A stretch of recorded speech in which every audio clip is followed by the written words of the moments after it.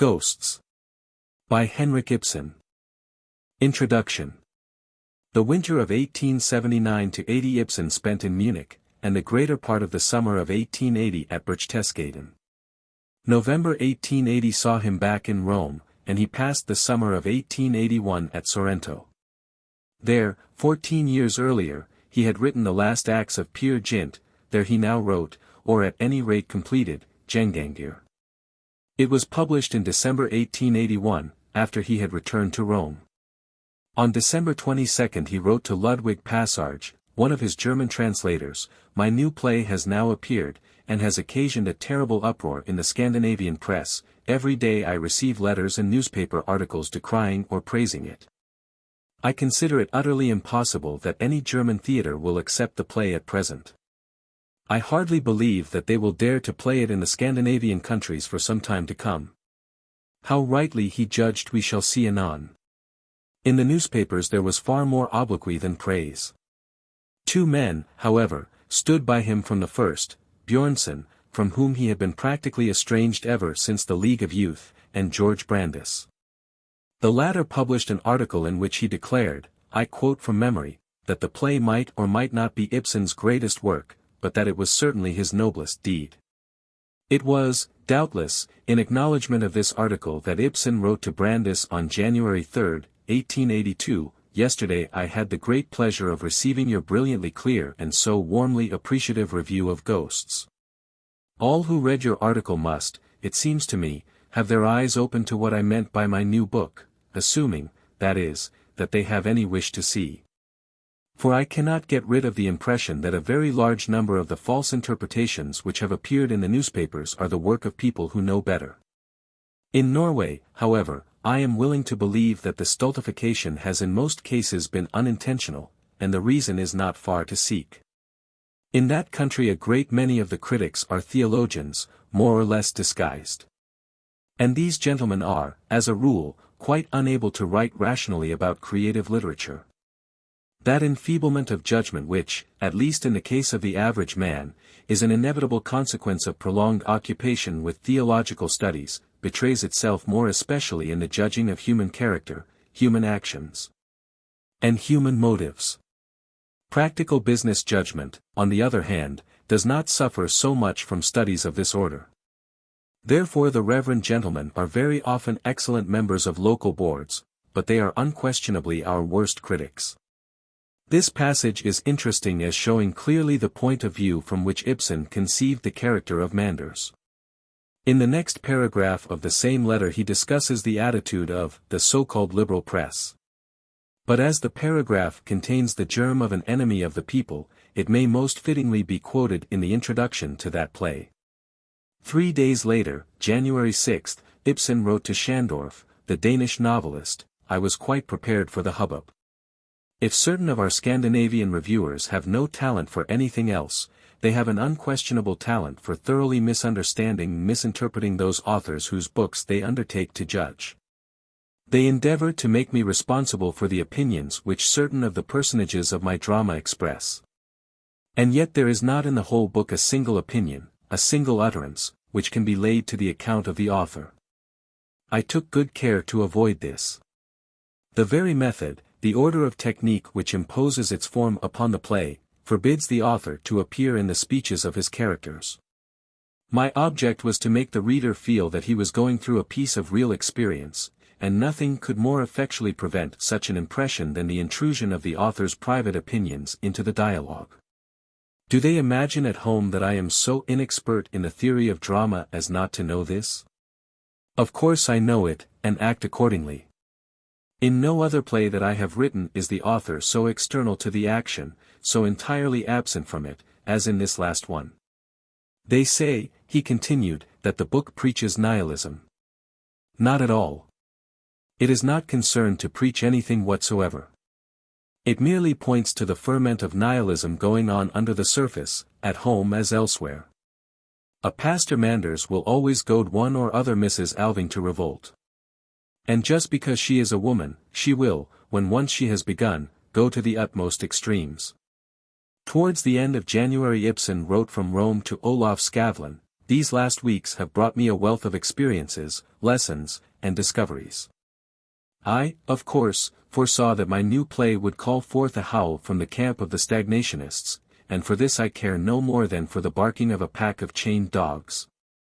But the pusillanimity which I have observed among the so-called liberals has given me cause for reflection. The very day after my play was published, the Dagblad rushed out a hurriedly written article, evidently designed to purge itself of all suspicion of complicity in my work.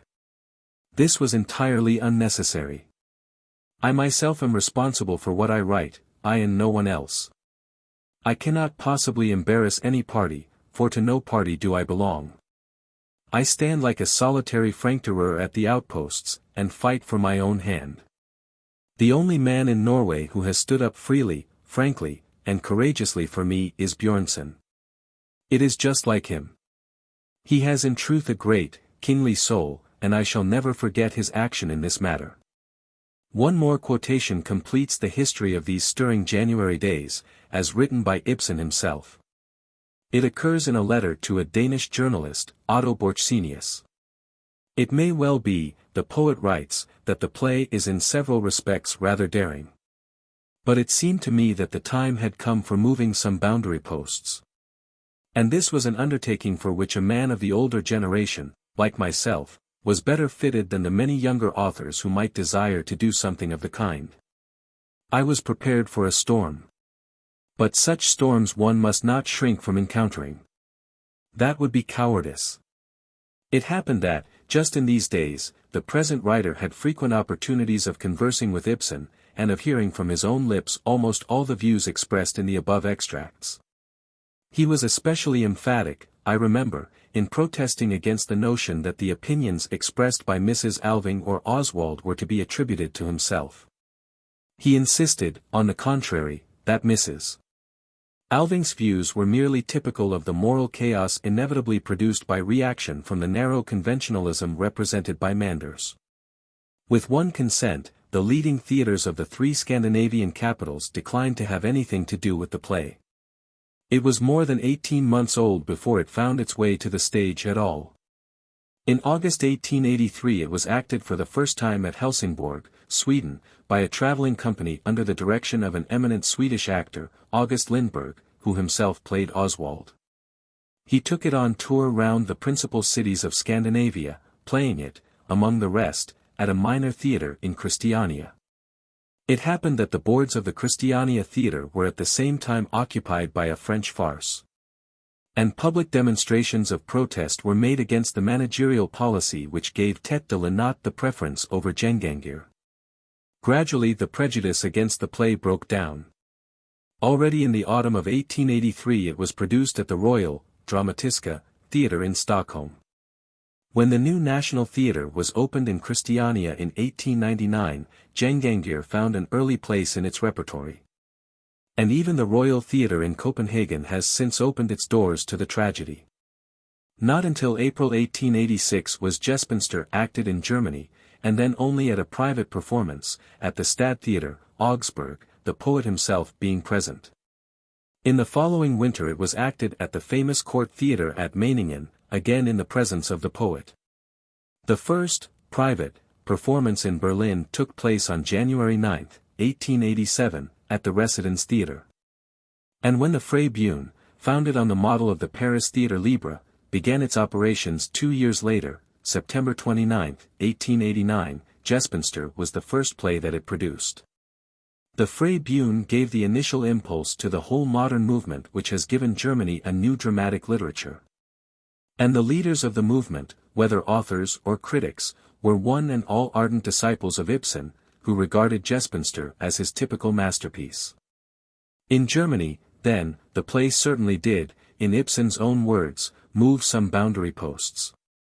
The Prussian censorship presently withdrew its veto, and on November 27, 1894, the 2 leading literary theatres of Berlin, the Deutsches Theater and the Lessing Theater, gave simultaneous performances of the tragedy. Everywhere in Germany and Austria it is now freely performed, but it is naturally one of the least popular of Ibsen's plays. It was with less reverence that Ibsen made his first appearance on the French stage. The play was produced by the Theatre Libre, at the Théâtre de Menus Plaisirs, on May 29, 1890. Here, again, it became the watchword of the new school of authors and critics, and aroused a good deal of opposition among the old school. But the most hostile French criticisms were moderation itself compared with the torrents of abuse which were poured upon Ghosts by the journalists of London when, on March 13, 1891, the Independent Theatre, under the direction of Mr. J.T. Grain, gave a private performance of the play at the Royalty Theatre, Soho. I have elsewhere, note, see, The Mausoleum of Ibsen, Fortnightly Review, August 1893. See also Mr. Bernard Shaw's Quintessence of Ibsenism, p. 89, and my introduction to Ghosts in the single-volume edition, placed upon record some of the amazing feats of vituperation achieved of the critics, and will not here recall them. It is sufficient to say that if the play had been a tenth part as nauseous as the epithets hurled at it and its author, the censor's veto would have been amply justified. That veto is still, 1906, in force.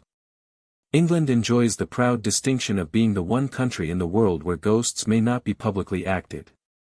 In the United States, the first performance of the play in English took place at the Berkeley Lyceum, New York City, on January 5, 1894. The production was described by Mr. W. D. Howells as a great theatrical event, the very greatest I have ever known. Other leading men of letters were equally impressed by it. 5 years later, a second production took place at the Carnegie Lyceum. And an adventurous manager has even taken the play on tour in the United States.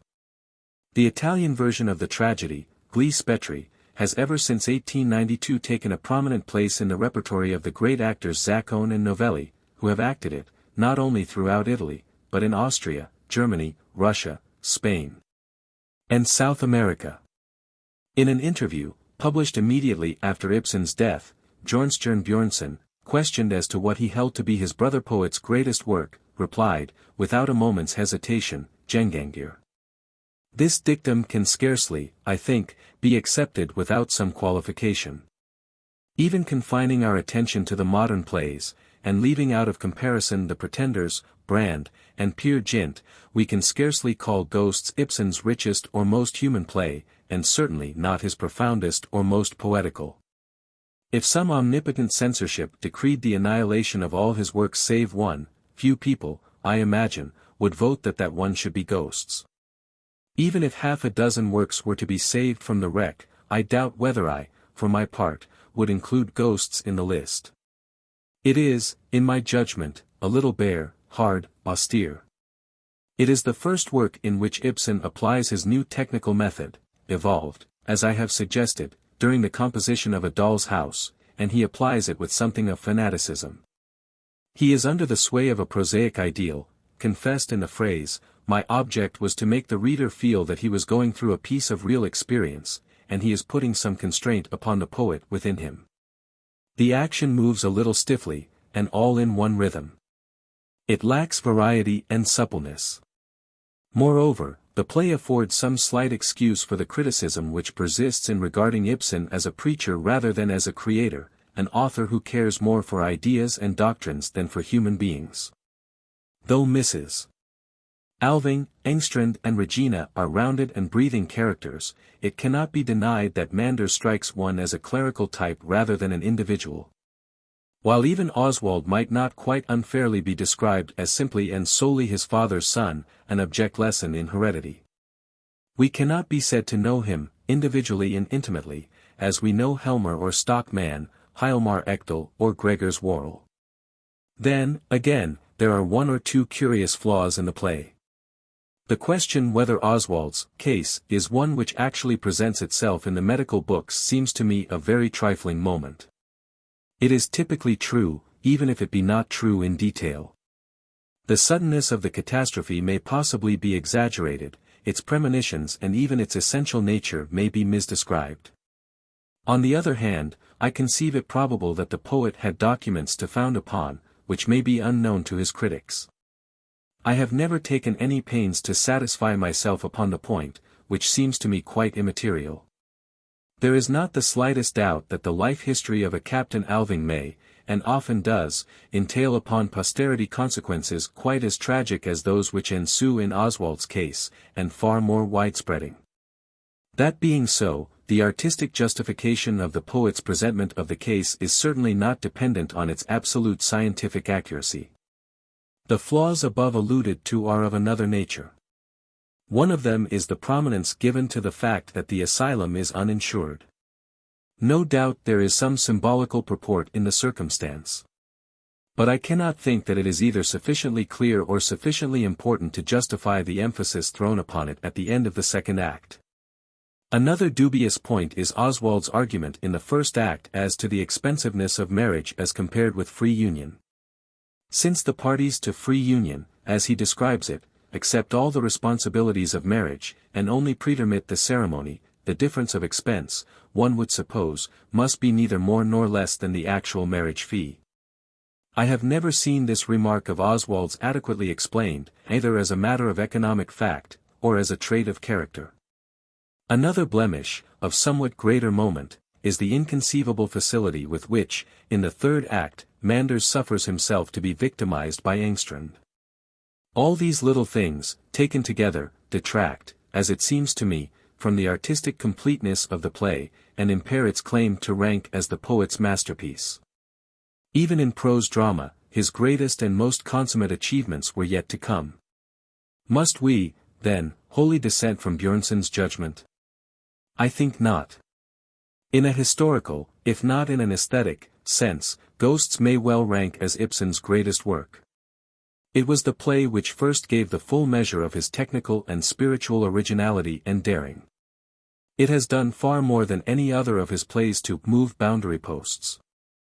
It has advanced the frontiers of dramatic art and implanted new ideals, both technical and intellectual, in the minds of a whole generation of playwrights. It ranks with Hernani and La Dame aux Camélias among the epoch-making plays of the 19th century, while in point of essential originality it towers above them. We cannot, I think, get nearer to the truth than George Brandes did in the above-quoted phrase from his first notice of the play, describing it as not, perhaps, the poet's greatest work, but certainly his noblest deed. In another essay, Brandes has pointed to it, with equal justice, as marking Ibsen's final breach with his early, one might almost say his hereditary romanticism. He here becomes, at last, the most modern of the moderns. This, I am convinced, says the Danish critic, is his imperishable glory, and will give lasting life to his works. How do you find this book? Any thoughts about the book or the author? Any suggestion for improvement? Please take a moment to share your thoughts in a comment. If you like it, share it with your friends who might enjoy it as well. Subscribe to keep in touch. Visit CompleteAudiobooks.com for more quality content. Characters. Helen Alving, widow of Captain Alving, late Chamberlain to the King. Note, Chamberlain, Kammerherre, is the only title of honor now existing in Norway. It is a distinction conferred by the king on men of wealth and position, and is not hereditary. Oswald Alving, her son, a painter. Pastor Manders. Jakob Engstrand, a carpenter. Regina Engstrand, Mrs. Alving's maid. The action takes place at Mrs. Alving's country house, beside one of the large fjords in western Norway. Act first. A spacious garden room, with one door to the left, and two doors to the right. In the middle of the room a round table, with chairs about it. On the table lie books, periodicals, and newspapers. In the foreground to the left a window, and by it a small sofa, with a work-table in front of it. In the background, the room is continued into a somewhat narrower conservatory, the walls of which are formed by large panes of glass. In the right-hand wall of the conservatory is a door leading down into the garden. Through the glass wall a gloomy fjord landscape is faintly visible, veiled by steady rain. Engstrand, the carpenter, stands by the garden door. His left leg is somewhat bent, he has a clump of wood under the sole of his boot. Regina, with an empty garden syringe in her hand, hinders him from advancing. Regina, in a low voice. What do you want? Stop where you are. You're positively dripping. Engstrand, it's the Lord's own rain, my girl. Regina, it's the devil's rain, I say. Engstrand, Lord, how you talk, Regina. Limps a step or two forward into the room. It's just this as I wanted to say. Regina, don't clatter so with that foot of yours, I tell you. The young master's asleep upstairs. Engstrand, asleep. In the middle of the day. Regina, it's no business of yours. Engstrand, I was out on the loose last night. Regina, I can quite believe that. Engstrand, yes, we're weak vessels, we poor mortals, my girl. Regina, so it seems. Engstrand, and temptations are manifold in this world, you see. But all the same, I was hard at work, God knows, at 5:30 this morning. Regina, very well, only be off now. I won't stop here and have rendezvous. Note, this and other French words by Regina are in that language in the original, with you. Engstrand, what do you say you won't have? Regina, I won't have anyone find you here. So just you go about your business. Engstrand, advances a step or two. Blessed if I go before I've had a talk with you. This afternoon I shall have finished my work at the schoolhouse, and then I shall take tonight's boat and be off home to the town. Regina, mutters. Pleasant journey to you. Engstrand, thank you, my child. Tomorrow the orphanage is to be opened, and then there'll be fine doings, no doubt, and plenty of intoxicating drink going, you know. And nobody shall say of Jakob Engstrand that he can't keep out of temptation's way. Regina, oh. Engstrand, you see, there's to be heaps of grand folks here tomorrow. Pastor Manders is expected from town, too. Regina, he's coming today. Engstrand, there, you see. And I should be cursedly sorry if he found out anything against me, don't you understand? Regina, oh ho. Is that your game? Engstrand, is what my game? Regina, looking hard at him. What are you going to fool Pastor Manders into doing, this time? Engstrand, sh. Are you crazy? Do I want to fool Pastor Manders? Oh no. Pastor Manders has been far too good a friend to me for that. But I just wanted to say, you know, that I mean to be off home again tonight. Regina, the sooner the better, say I. Engstrand, yes, but I want you with me, Regina. Regina, open-mouthed. You want me? What are you talking about? Engstrand, I want you to come home with me, I say. Regina, scornfully. Never in this world shall you get me home with you. Engstrand, oh, we'll see about that.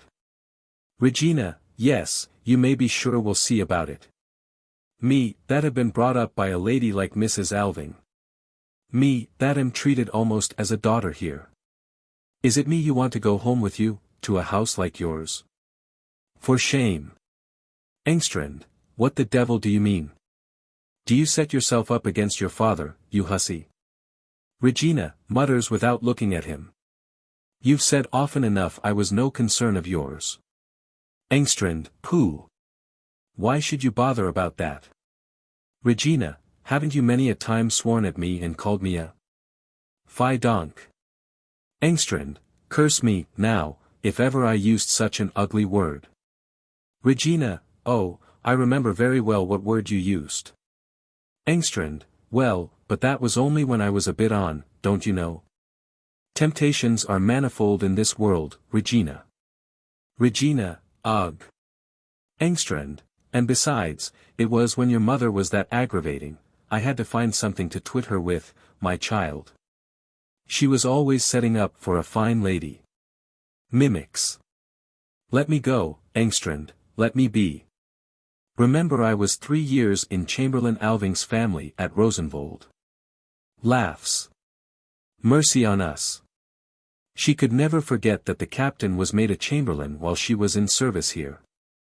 Regina, poor mother. You very soon tormented her into her grave. Engstrand, with a twist of his shoulders. Oh, of course. I'm to have the blame for everything. Regina turns away, half aloud. Ugh. And that leg too. Engstrand, what do you say, my child? Regina, pied de mouton. Engstrand, is that English, eh? Regina, yes. Engstrand, aye, you've picked up some learning out here, and that may come in useful now, Regina. Regina, after a short silence. What do you want with me in town? Engstrand, can you ask what a father wants with his only child? An't I a lonely, forlorn widower? Regina, oh, don't try on any nonsense like that with me. Why do you want me? Engstrand, well, let me tell you, I've been thinking of setting up in a new line of business. Regina, contemptuously. You've tried that often enough, and much good you've done with it. Engstrand, yes, but this time you shall see, Regina. Devil take me. Regina, stamps. Stop your swearing. Engstrand, hush, you're right enough there, my girl. What I wanted to say was just this, I've laid by a very tidy pile from this orphanage job. Regina, have you? That's a good thing for you. Engstrand, what can a man spend his ha'pence on here in this country hole? Regina, well, what then? Engstrand, why, you see, I thought of putting the money into some paying speculation. I thought of a sort of a sailor's tavern. Regina, pa. Engstrand, a regular high-class affair, of course, not any sort of pigsty for common sailors. No. Damn it. It would be for captains and mates, and, regular swells, you know. Regina, and I was to. Engstrand, you were to help, to be sure. Only for the look of the thing, you understand. Devil a bit of hard work shall you have, my girl. You shall do exactly what you like. Regina, oh, indeed. Engstrand, but there must be a petticoat in the house, that's as clear as daylight. For I want to have it a bit lively like in the evenings, with singing and dancing, and so on. You must remember they're weary wanderers on the ocean of life. Nearer. Now don't be a fool and stand in your own light, Regina. What's to become of you out here? Your mistress has given you a lot of learning, but what good is that to you? You're to look after the children at the new orphanage, I hear. Is that the sort of thing for you, eh? Are you so dead set on wearing your life out for a pack of dirty brats? Regina, no, if things go as I want them to, well there's no saying. Engstrand, what do you mean by, there's no saying? Regina, never you mind that, how much money have you saved? Engstrand, what with one thing and another, a matter of 700 or 800 crowns. A krone is equal to 1 shilling and 3 halfpence. Regina, that's not so bad. Engstrand, it's enough to make a start with, my girl. Regina, aren't you thinking of giving me any? Engstrand, no, I'm blessed if I am. Regina, not even of sending me a scrap of stuff for a new dress. Engstrand, come to town with me, my lass, and you'll soon get dresses enough. Regina, pooh. I can do that on my own account, if I want to. Engstrand, no, a father's guiding hand is what you want, Regina. Now, I've got my eye on a capital house in Little Harbor Street. They don't want much ready money, and it could be a sort of a sailor's home, you know. Regina, but I will not live with you. I have nothing whatever to do with you. Be off. Engstrand, you wouldn't stop long with me, my girl. No such luck. If you knew how to play your cards, such a fine figure of a girl as you've grown in the last year or two. Regina, well. Engstrand, you'd soon get hold of some mate, or maybe even a captain. Regina, I won't marry any one of that sort. Sailors have no savoir vivre. Engstrand, what's that they haven't got? Regina, I know what sailors are, I tell you. They're not the sort of people to marry. Engstrand, then never mind about marrying them. You can make it pay all the same. More confidentially. He, the Englishman, the man with the yacht, he came down with $300, he did. And she wasn't a bit handsomer than you. Regina, making for him. Out you go. Engstrand, falling back. Come, come. You're not going to hit me, I hope. Regina, yes, if you begin talking about mother I shall hit you. Get away with you, I say. Drives him back towards the garden door. And don't slam the doors. Young Mr. Alving. Engstrand, he's asleep, I know. You're mightily taken up about young Mr. Alving, more softly. Oh ho. You don't mean to say it's him as? Regina, be off this minute. You're crazy, I tell you. No, not that way. There comes Pastor Manders. Down the kitchen stairs with you. Engstrand, towards the right. Yes, yes, I'm going. But just you talk to him as is coming there. He's the man to tell you what a child owes its father. For I am your father all the same, you know. I can prove it from the church register. He goes out through the second door to the right, which Regina has opened, and closes again after him. Regina glances hastily at herself in the mirror, dusts herself with her pocket handkerchief, and settles her necktie, then she busies herself with the flowers. Pastor Manders, wearing an overcoat, carrying an umbrella, and with a small traveling bag on a strap over his shoulder, comes through the garden door into the conservatory. Manders, good morning, Miss Engstrand. Regina, turning round, surprised and pleased. No, really. Good morning, Pastor Manders. Is the steamer in already? Manders, it is just in. Enters the sitting room. Terrible weather we have been having lately. Regina, follows him. It's such blessed weather for the country, sir. Manders, no doubt, you are quite right. We townspeople give too little thought to that. He begins to take off his overcoat. Regina, oh, mayn't I help you, there. Why, how wet it is. I'll just hang it up in the hall. And your umbrella, too, I'll open it and let it dry. She goes out with the things through the second door on the right. Pastor Manders takes off his traveling bag and lays it and his hat on a chair. Meanwhile Regina comes in again. Manders, ah, it's a comfort to get safe under cover.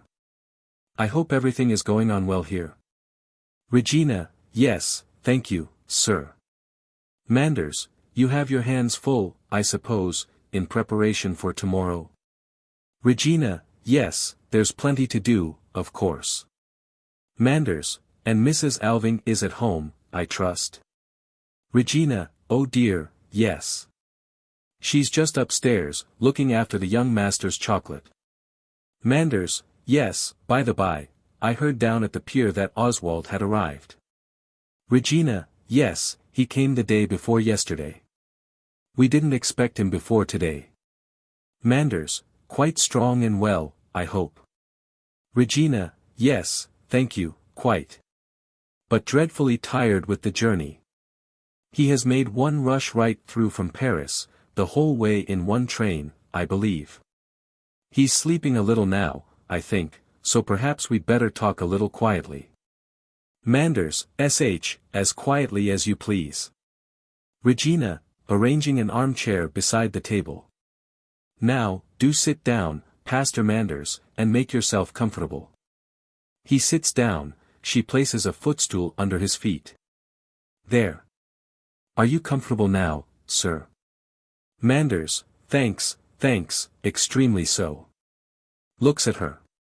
Do you know, Miss Engstrand, I positively believe you have grown since I last saw you. Regina, do you think so, sir? Mrs. Alving says I've filled out too. Manders, filled out? Well, perhaps a little, just enough. Short pause. Regina, shall I tell Mrs. Alving you are here? Manders, thanks, there is no hurry, my dear child. By the by, Regina, my good girl, tell me, how is your father getting on out here? Regina, oh, thank you, sir, he's getting on well enough. Manders, he called upon me last time he was in town. Regina, did he, indeed? He's always so glad of a chance of talking to you, sir. Manders, and you often look in upon him at his work, I dare say. Regina, Oh, of course, when I have time, Manders, your father is not a man of strong character, Miss Engstrand. He stands terribly in need of a guiding hand. Regina, oh, yes, I dare say he does. Manders, he requires someone near him whom he cares for, and whose judgment he respects. He frankly admitted as much when he last came to see me. Regina, yes, he mentioned something of the sort to me. But I don't know whether Mrs. Alving can spare me, especially now that we've got the new orphanage to attend to. And then I should be so sorry to leave Mrs. Alving, she has always been so kind to me. Manders, but a daughter's duty, my good girl, of course, we should first have to get your mistress's consent. Regina, but I don't know whether it would be quite proper for me, at my age, to keep house for a single man. Manders, what? My dear Miss Engstrand. When the man is your own father. Regina, yes, that may be. But all the same, now, if it were in a thoroughly nice house, and with a real gentleman. Manders, why, my dear Regina. Regina, one I could love and respect, and be a daughter to. Manders, yes, but my dear. Good child. Regina, then I should be glad to go to town. It's very lonely out here, you know yourself, sir, what it is to be alone in the world. And I can assure you I'm both quick and willing. Don't you know of any such place for me, sir? Manders, No, certainly not. Regina, but, dear sir, do remember me if. Manders, rising. Yes, certainly, Miss Engstrand. Regina, for if I.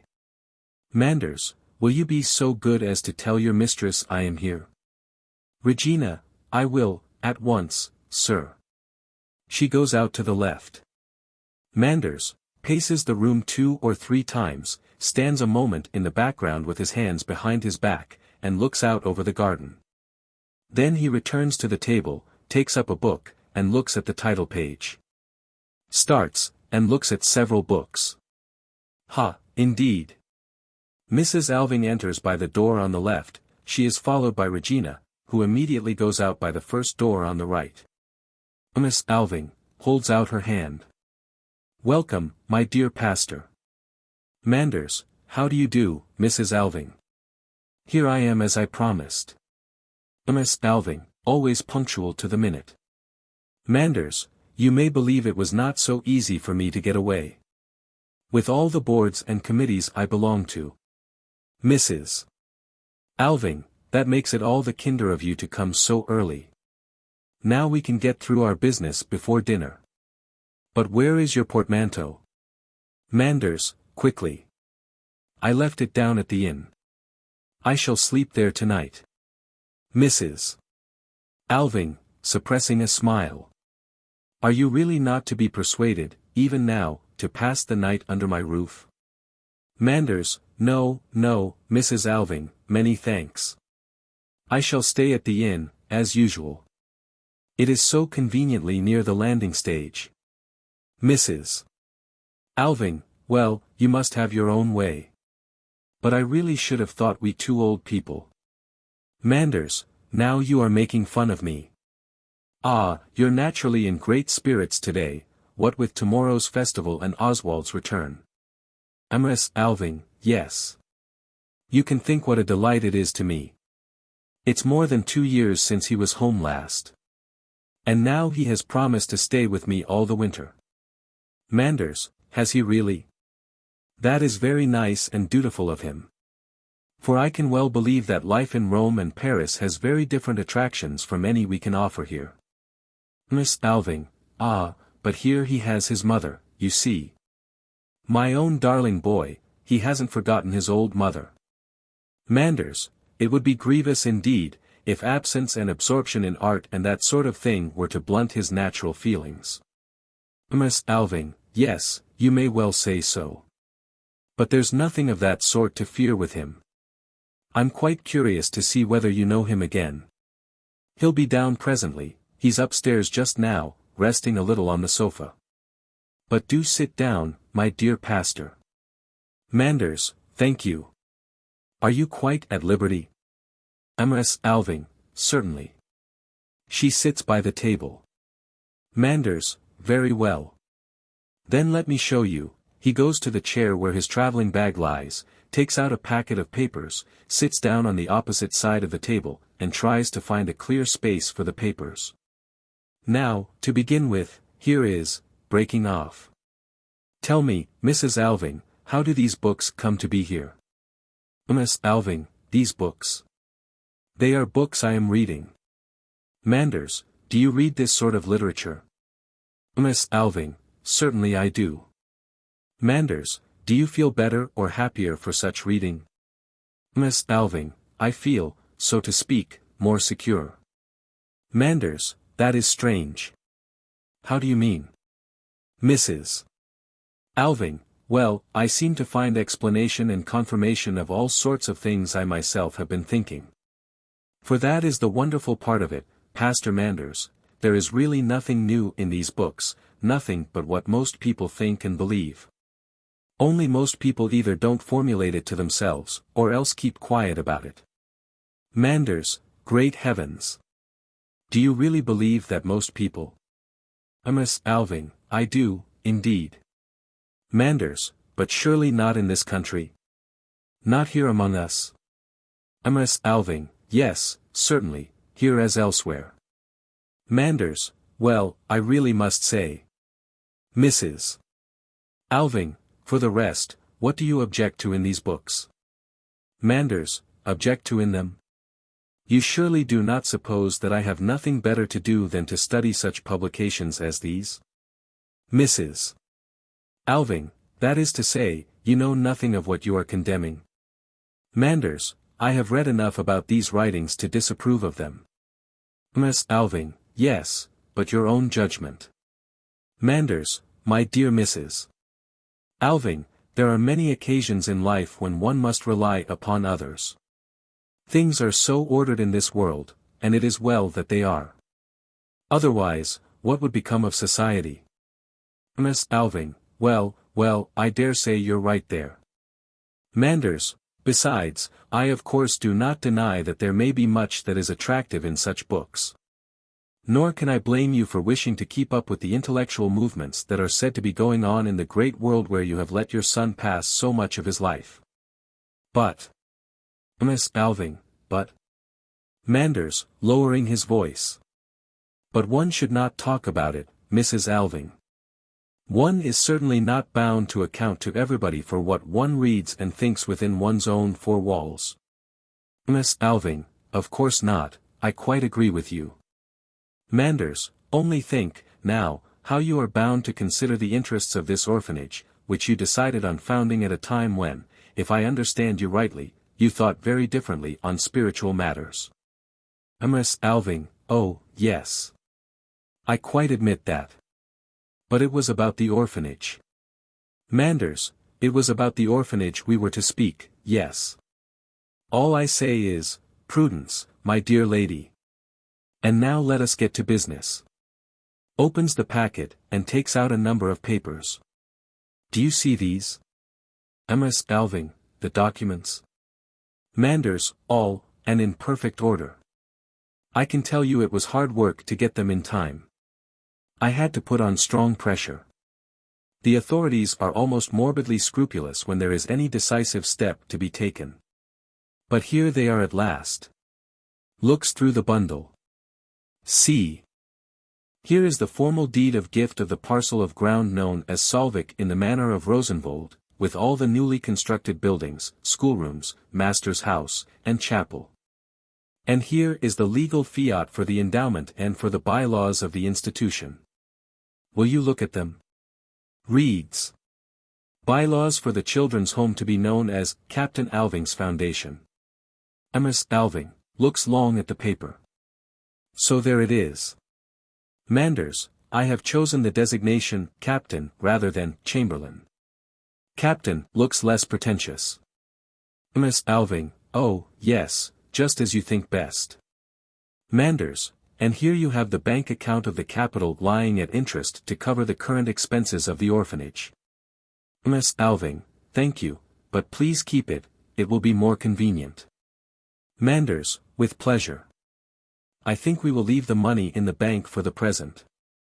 The interest is certainly not what we could wish, 4% and 6 months' notice of withdrawal. If a good mortgage could be found later on, of course it must be a first mortgage and an unimpeachable security, then we could consider the matter. Miss Alving, certainly, my dear Pastor Manders. You are the best judge in these things. Manders, I will keep my eyes open at any rate but now there is one thing more which I have several times been intending to ask you. Miss Alving, and what is that? Manders, shall the orphanage buildings be insured or not? Mrs. Alving, of course they must be insured. Manders, well, wait a moment, Mrs. Alving. Let us look into the matter a little more closely. Miss Alving, I have everything insured, buildings and movables and stock and crops.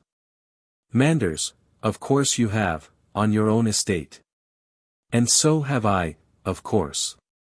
But here, you see, it is quite another matter. The orphanage is to be consecrated, as it were, to a higher purpose. Mrs. Alving, yes, but that's no reason. Manders, for my own part, I should certainly not see the smallest impropriety in guarding against all contingencies. Miss Alving, no, I should think not. Manders, but what is the general feeling in the neighborhood? You, of course, know better than I. Miss Alving, well, the general feeling. Manders, is there any considerable number of people, really responsible people, who might be scandalized? Miss Alving, what do you mean by really responsible people? Manders, well, I mean people in such independent and influential positions that one cannot help attaching some weight to their opinions. Mrs. Alving, there are several people of that sort here, who would very likely be shocked if. Manders, there, you see. In town we have many such people. Think of all my colleagues' adherents. People would be only too ready to interpret our action as a sign that neither you nor I had the right faith in a higher providence. Mrs. Alving, but for your own part, my dear pastor, you can at least tell yourself that. Manders, yes, I know, my conscience would be quite easy, that is true enough. But nevertheless we should not escape grave misinterpretation. And that might very likely react unfavorably upon the orphanage. Miss Alving, well, in that case. Manders, nor can I entirely lose sight of the difficult, I may even say painful, position in which I might perhaps be placed. In the leading circles of the town, people take a lively interest in this orphanage. It is, of course, founded partly for the benefit of the town, as well, and it is to be hoped it will, to a considerable extent, result in lightening our poor rates. Now, as I have been your adviser, and have had the business arrangements in my hands, I cannot but fear that I may have to bear the brunt of fanaticism. Miss Alving, oh, you mustn't run the risk of that. Manders, to say nothing of the attacks that would assuredly be made upon me in certain papers and periodicals, which. Miss Alving, enough, my dear Pastor Manders. That consideration is quite decisive. Manders, then you do not wish the orphanage to be insured? Miss Alving, no. We will let it alone. Manders, leaning back in his chair. But if, now, a disaster were to happen? One can never tell, should you be able to make good the damage? Mrs. Alving, no, I tell you plainly I should do nothing of the kind. Manders, then I must tell you, Mrs. Alving, we are taking no small responsibility upon ourselves. Miss Alving, do you think we can do otherwise? Manders, no, that is just the point. We really cannot do otherwise. We ought not to expose ourselves to misinterpretation, and we have no right whatever to give offense to the weaker brethren. Miss Alving, you, as a clergyman, certainly should not. Manders, I really think, too, we may trust that such an institution has fortune on its side, in fact, that it stands under a special providence. Miss Alving, let us hope so, Pastor Manders. Manders, then we will let it take its chance. Mrs. Alving, yes, certainly. Manders, very well. So be it. Makes a note. Then, no insurance. Miss Alving, it's odd that you should just happen to mention the matter today. Manders, I have often thought of asking you about it. Mrs. Alving, for we very nearly had a fire down there yesterday. Manders, you don't say so. Miss Alving, oh, it was a trifling matter. A heap of shavings had caught fire in the carpenter's workshop. Manders, where Engstrand works. Miss Alving, yes. They say he's often very careless with matches. Manders, he has so much on his mind, that man, so many things to fight against. Thank God, he is now striving to lead a decent life, I hear. Miss Alving, indeed.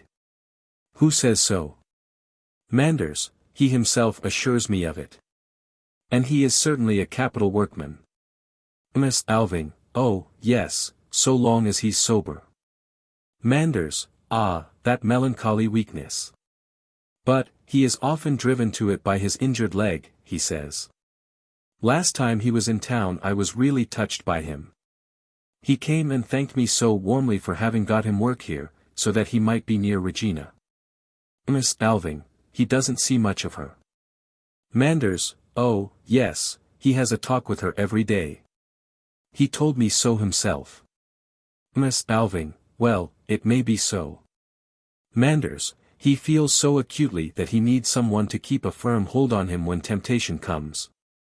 That is what I cannot help liking about Jakob Engstrand, he comes to you so helplessly, accusing himself and confessing his own weakness.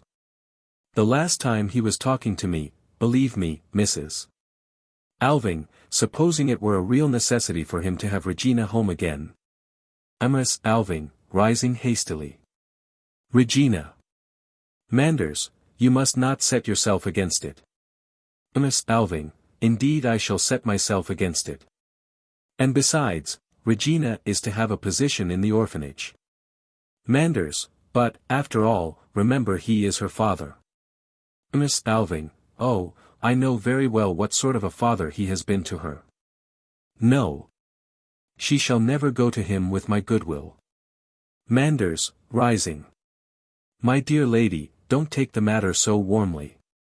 You sadly misjudge poor Engstrand. You seem to be quite terrified. Miss Alving, more quietly. It makes no difference. I have taken Regina into my house, and there she shall stay. Listens. Hush, my dear Mr. Manders, say no more about it. Her face lights up with gladness. Listen. There is Oswald coming downstairs. Now we'll think of no one but him. Oswald Alving, in a light overcoat, hat in hand, and smoking a large meerschaum, enters by the door on the left. He stops in the doorway. Oswald, oh, I beg your pardon, I thought you were in the study. Comes forward. Good morning, Pastor Manders. Manders, staring. Ah. How strange.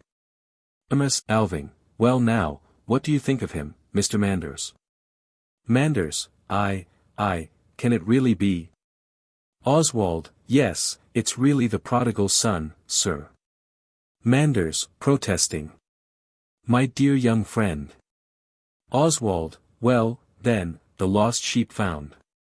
Miss Alving, Oswald is thinking of the time when you were so much opposed to his becoming a painter. Manders, to our human eyes many a step seems dubious, which afterwards proves, wrings his hand. But first of all, welcome, welcome home. Do not think, my dear Oswald, I suppose I may call you by your Christian name. Oswald, what else should you call me? Manders, very good. What I wanted to say was this, my dear Oswald, you must not think that I utterly condemn the artist's calling. I have no doubt there are many who can keep their inner self unharmed in that profession, as in any other. Oswald, let us hope so. Miss Alving, beaming with delight. I know one who has kept both his inner and his outer self unharmed. Just look at him, Mr. Manders. Oswald moves restlessly about the room. Yes, yes, my dear mother, let's say no more about it. Manders, why, certainly, that is undeniable. And you have begun to make a name for yourself already. The newspapers have often spoken of you, most favorably. Just lately, by the by, I fancy I haven't seen your name quite so often. Oswald, up in the conservatory. I haven't been able to paint so much lately. Mrs. Alving, even a painter needs a little rest now and then. Manders, no doubt, no doubt. And meanwhile he can be preparing himself and mustering his forces for some great work. Oswald, yes. Mother, will dinner soon be ready? Mrs. Alving, in less than half an hour. He has a capital appetite, thank God. Manders, and a taste for tobacco, too. Oswald, I found my father's pipe in my room. Manders, aha, then that accounts for it. Miss Alving, for what? Manders, when Oswald appeared there, in the doorway, with the pipe in his mouth, I could have sworn I saw his father, large as life. Oswald, no, really. Miss Alving, oh, how can you say so? Oswald takes after me. Manders, yes, but there is an expression about the corners of the mouth, something about the lips, that reminds one exactly of Alving, at any rate, now that he is smoking. Miss Alving, not in the least. Oswald has rather a clerical curve about his mouth, I think. Manders, yes, yes, some of my colleagues have much the same expression. Miss Alving, but put your pipe away, my dear boy, I won't have smoking in here. Oswald, does so. By all means. I only wanted to try it, for I once smoked it when I was a child. Miss Alving, you? Oswald, yes. I was quite small at the time. I recollect I came up to father's room one evening when he was in great spirits. Mrs. Alving, oh, you can't recollect anything of those times. Oswald, yes, I recollect it distinctly. He took me on his knee, and gave me the pipe. Smoke, boy, he said, smoke away, boy. And I smoked as hard as I could, until I felt I was growing quite pale, and the perspiration stood in great drops on my forehead. Then he burst out laughing heartily. Manders, that was most extraordinary. Mrs. Alving, my dear friend, it's only something Oswald has dreamt. Oswald, no, mother, I assure you I didn't dream it. For, don't you remember this, you came and carried me out into the nursery. Then I was sick, and I saw that you were crying. Did father often play such practical jokes? Manders, in his youth he overflowed with the joy of life. Oswald, and yet he managed to do so much in the world, so much that was good and useful, although he died so early. Manders, yes, you have inherited the name of an energetic and admirable man, my dear Oswald Alving. No doubt it will be an incentive to you. Oswald, it ought to, indeed. Manders, it was good of you to come home for the ceremony in his honor. Oswald, I could do no less for my father. Miss Alving, and I am to keep him so long. That is the best of all. Manders, you are going to pass the winter at home, I hear. Oswald, my stay is indefinite, sir. But, it is good to be at home. Mrs. Alving, beaming. Yes, isn't it, dear? Manders, looking sympathetically at him. You went out into the world early, my dear Oswald. Oswald, I did. I sometimes wonder whether it wasn't too early. Miss Alving, oh, not at all. A healthy lad is all the better for it, especially when he's an only child. He oughtn't to hang on at home with his mother and father, and get spoilt. Manders, that is a very disputable point, Mrs. Alving. A child's proper place is, and must be, the home of his father's. Oswald, there I quite agree with you, Pastor Manders. Manders, only look at your own son, there is no reason why we should not say it in his presence. What has the consequence been for him? He is 6 or 7 and 20, and has never had the opportunity of learning what a well-ordered home really is. Oswald, I beg your pardon, Pastor, there you're quite mistaken. Manders, indeed? I thought you had lived almost exclusively in artistic circles. Oswald, so I have. Manders, and chiefly among the younger artists? Oswald, yes, certainly. Manders, but I thought few of those young fellows could afford to set up house and support a family. Oswald, there are many who cannot afford to marry, sir. Manders, yes, that is just what I say. Oswald, but they may have a home for all that. And several of them have, as a matter of fact, and very pleasant, well-ordered homes they are, too. Mrs. Alving follows with breathless interest, nods, but says nothing. Manders, but I'm not talking of bachelor's quarters. By a home I understand the home of a family, where a man lives with his wife and children. Oswald, yes, or with his children and his children's mother. Manders, starts, clasps his hands. But, good heavens. Oswald, well. Manders, lives with, his children's mother. Oswald, yes. Would you have him turn his children's mother out of doors? Manders, then it is illicit relations you are talking of. Irregular marriages, as people call them. Oswald, I have never noticed anything particularly irregular about the life these people lead. Manders, but how is it possible that a young man or young woman with any decency of feeling can endure to live in that way? In the eyes of all the world. Oswald, what are they to do? A poor young artist, a poor girl, marriage costs a great deal. What are they to do? Manders, what are they to do? Let me tell you, Mr. Alving, what they ought to do. They ought to exercise self-restraint from the first, that is what they ought to do. Oswald, that doctrine will scarcely go down with warm-blooded young people who love each other. Miss Alving, no, scarcely. Manders, continuing. How can the authorities tolerate such things? Allow them to go on in the light of day. Confronting Mrs. Alving, had I not cause to be deeply concerned about your son? In circles where open immorality prevails, and has even a sort of recognized position. Oswald, let me tell you, sir, that I have been in the habit of spending nearly all my Sundays in one or two such irregular homes. Manders, Sunday of all days. Oswald, isn't that the day to enjoy oneself? Well, never have I heard an offensive word, and still less have I witnessed anything that could be called immoral. No, do you know when and where I have come across immorality in artistic circles? Manders, no, thank heaven, I don't.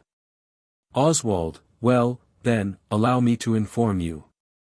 I have met with it when one or other of our pattern husbands and fathers has come to Paris to have a look round on his own account, and has done the artists the honor of visiting their humble haunts. They knew what was what. These gentlemen could tell us all about places and things we had never dreamt of. Manders, what? Do you mean to say that respectable men from home here would? Oswald, have you never heard these respectable men, when they got home again, talking about the way in which immorality runs rampant abroad? Manders, yes, no doubt. Miss Alving, I have too. Oswald, well, you may take their word for it. They know what they are talking about. Presses his hands to his head. Oh. That great, free, glorious life out there should be defiled in such a way. Miss Alving, you mustn't get excited, Oswald. It's not good for you. Oswald, yes. You're quite right, mother. It's bad for me, I know. You see, I'm wretchedly worn out. I shall go for a little turn before dinner. Excuse me, Pastor, I know you can't take my point of view, but I couldn't help speaking out. He goes out by the second door to the right. Miss Alving, my poor boy. Manders, you may well say so. Then this is what he has come to. Mrs. Alving looks at him silently. Manders, walking up and down. He called himself the prodigal son. Alas! Alas! Mrs. Alving continues looking at him. Manders, and what do you say to all this? Miss Alving, I say that Oswald was right in every word. Manders, stand still. Right? Right. In such principles. Mrs. Alving, here, in my loneliness, I have come to the same way of thinking, Pastor Manders. But I have never dared to say anything. Well. Now my boys shall speak for me. Manders, you are greatly to be pitied, Mrs. Alving. But now I must speak seriously to you. And now it is no longer your business manager and advisor, your own and your husband's early friend, who stands before you. It is the priest who stood before you in the moment of your life when you had gone farthest astray. Miss Alving, and what has the priest to say to me? Manders, I will first stir up your memory a little. The moment is well chosen. Tomorrow will be the 10th anniversary of your husband's death. Tomorrow the memorial in his honor will be unveiled. Tomorrow I shall have to speak to the whole assembled multitude. But today I will speak to you alone. Mrs. Alving, very well, Pastor Manders. Speak. Manders, do you remember that after less than a year of married life you stood on the verge of an abyss? That you forsook your house and home? That you fled from your husband? Yes, Mrs. Alving, fled, and refused to return to him, however much he begged and prayed you? Miss Alving, have you forgotten how infinitely miserable I was in that first year? Manders, it is the very mark of the spirit of rebellion to crave for happiness in this life. What right have we human beings to happiness? We have simply to do our duty, Mrs. Alving. And your duty was to hold firmly to the man you had once chosen, and to whom you were bound by the holiest ties. Miss Alving, you know very well what sort of life Alving was leading, what excesses he was guilty of. Manders, I know very well what rumors there were about him, and I am the last to approve the life he led in his young days, if report did not wrong him. But a wife is not appointed to be her husband's judge. It was your duty to bear with humility the cross which a higher power had, in its wisdom, laid upon you. But instead of that you rebelliously throw away the cross, desert the backslider whom you should have supported, go and risk your good name and reputation, and nearly succeed in ruining other people's reputation into the bargain. Mrs. Alving, other people's? One other person's, you mean? Manders, it was incredibly reckless of you to seek refuge with me. Miss Alving, with our clergyman? With our intimate friend? Manders, just on that account. Yes, you may thank God that I possessed the necessary firmness, that I succeeded in dissuading you from your wild designs, and that it was vouchsafed me to lead you back to the path of duty, and home to your lawful husband. Mrs. Alving, yes, Pastor Manders, that was certainly your work. Manders, I was but a poor instrument in a higher hand. And what a blessing has it not proved to you, all the days of your life, that I induced you to resume the yoke of duty and obedience. Did not everything happen as I foretold? Did not Alving turn his back on his errors, as a man should? Did he not live with you from that time, lovingly and blamelessly, all his days? Did he not become a benefactor to the whole district? And did he not help you to rise to his own level, so that you, little by little, became his assistant in all his undertakings? And a capital assistant, too. Oh, I know, Mrs. Alving, that praise is due to you. But now I come to the next great error in your life. Miss Alving, what do you mean? Manders, just as you once disowned a wife's duty, so you have since disowned a mother's. Miss Alving, ah. Manders, you have been all your life under the dominion of a pestilent spirit of self-will. The whole bias of your mind has been towards insubordination and lawlessness. You have never known how to endure any bond. Everything that has weighed upon you in life you have cast away without care or conscience, like a burden you were free to throw off at will. It did not please you to be a wife any longer, and you left your husband. You found it troublesome to be a mother, and you sent your child forth among strangers.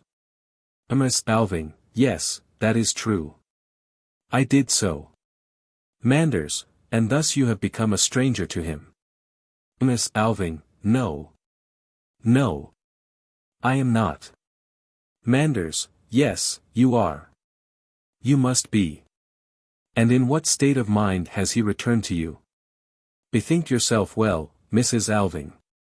You sinned greatly against your husband, that you recognize by raising yonder memorial to him. Recognize now, also, how you have sinned against your son. There may yet be time to lead him back from the paths of error. Turn back yourself, and save what may yet be saved in him.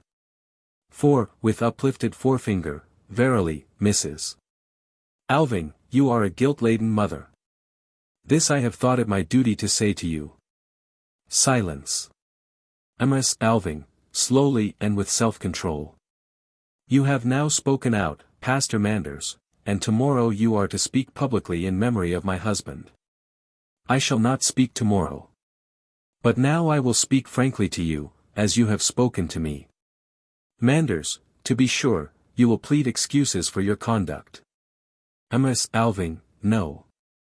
I will only tell you a story. Manders, well. Mrs. Alving, all that you have just said about my husband and me, and our life after you had brought me back to the path of duty, as you called it, about all that you know nothing from personal observation. From that moment you, who had been our intimate friend, never set foot in our house again. Manders, you and your husband left the town immediately after. Miss Alving, yes, and in my husband's lifetime you never came to see us. It was business that forced you to visit me when you undertook the affairs of the orphanage. Manders, softly and hesitatingly. Helen, if that is meant as a reproach, I would beg you to bear in mind. Mrs. Alving, the regard you owed to your position, yes, and that I was a runaway wife. One can never be too cautious with such unprincipled creatures. Manders, my dear, Mrs. Alving, you know that is an absurd exaggeration. Mrs. Alving, well, suppose it is. My point is that your judgment as to my married life is founded upon nothing but common knowledge and report. Manders, I admit that. What then? Miss Alving, well, then, Pastor Manders, I will tell you the truth. I have sworn to myself that one day you should know it, you alone. Manders, what is the truth, then? Miss Alving, the truth is that my husband died just as dissolute as he had lived all his days. Manders, feeling after a chair. What do you say? Miss Alving, after 19 years of marriage, as dissolute, in his desires at any rate, as he was before you married us. Manders, and those wild oats, those irregularities, those excesses, if you like, you call a dissolute life? Mrs. Alving, our doctor used the expression. Manders, I do not understand you. Miss Alving, you need not. Manders, it almost makes me dizzy. Your whole married life, the seeming union of all these years, was nothing more than a hidden abyss. Mrs. Alving, neither more nor less. Now you know it. Manders, this is inconceivable to me. I cannot grasp it. I cannot realize it. But how was it possible to? How could such a state of things be kept secret? Mrs.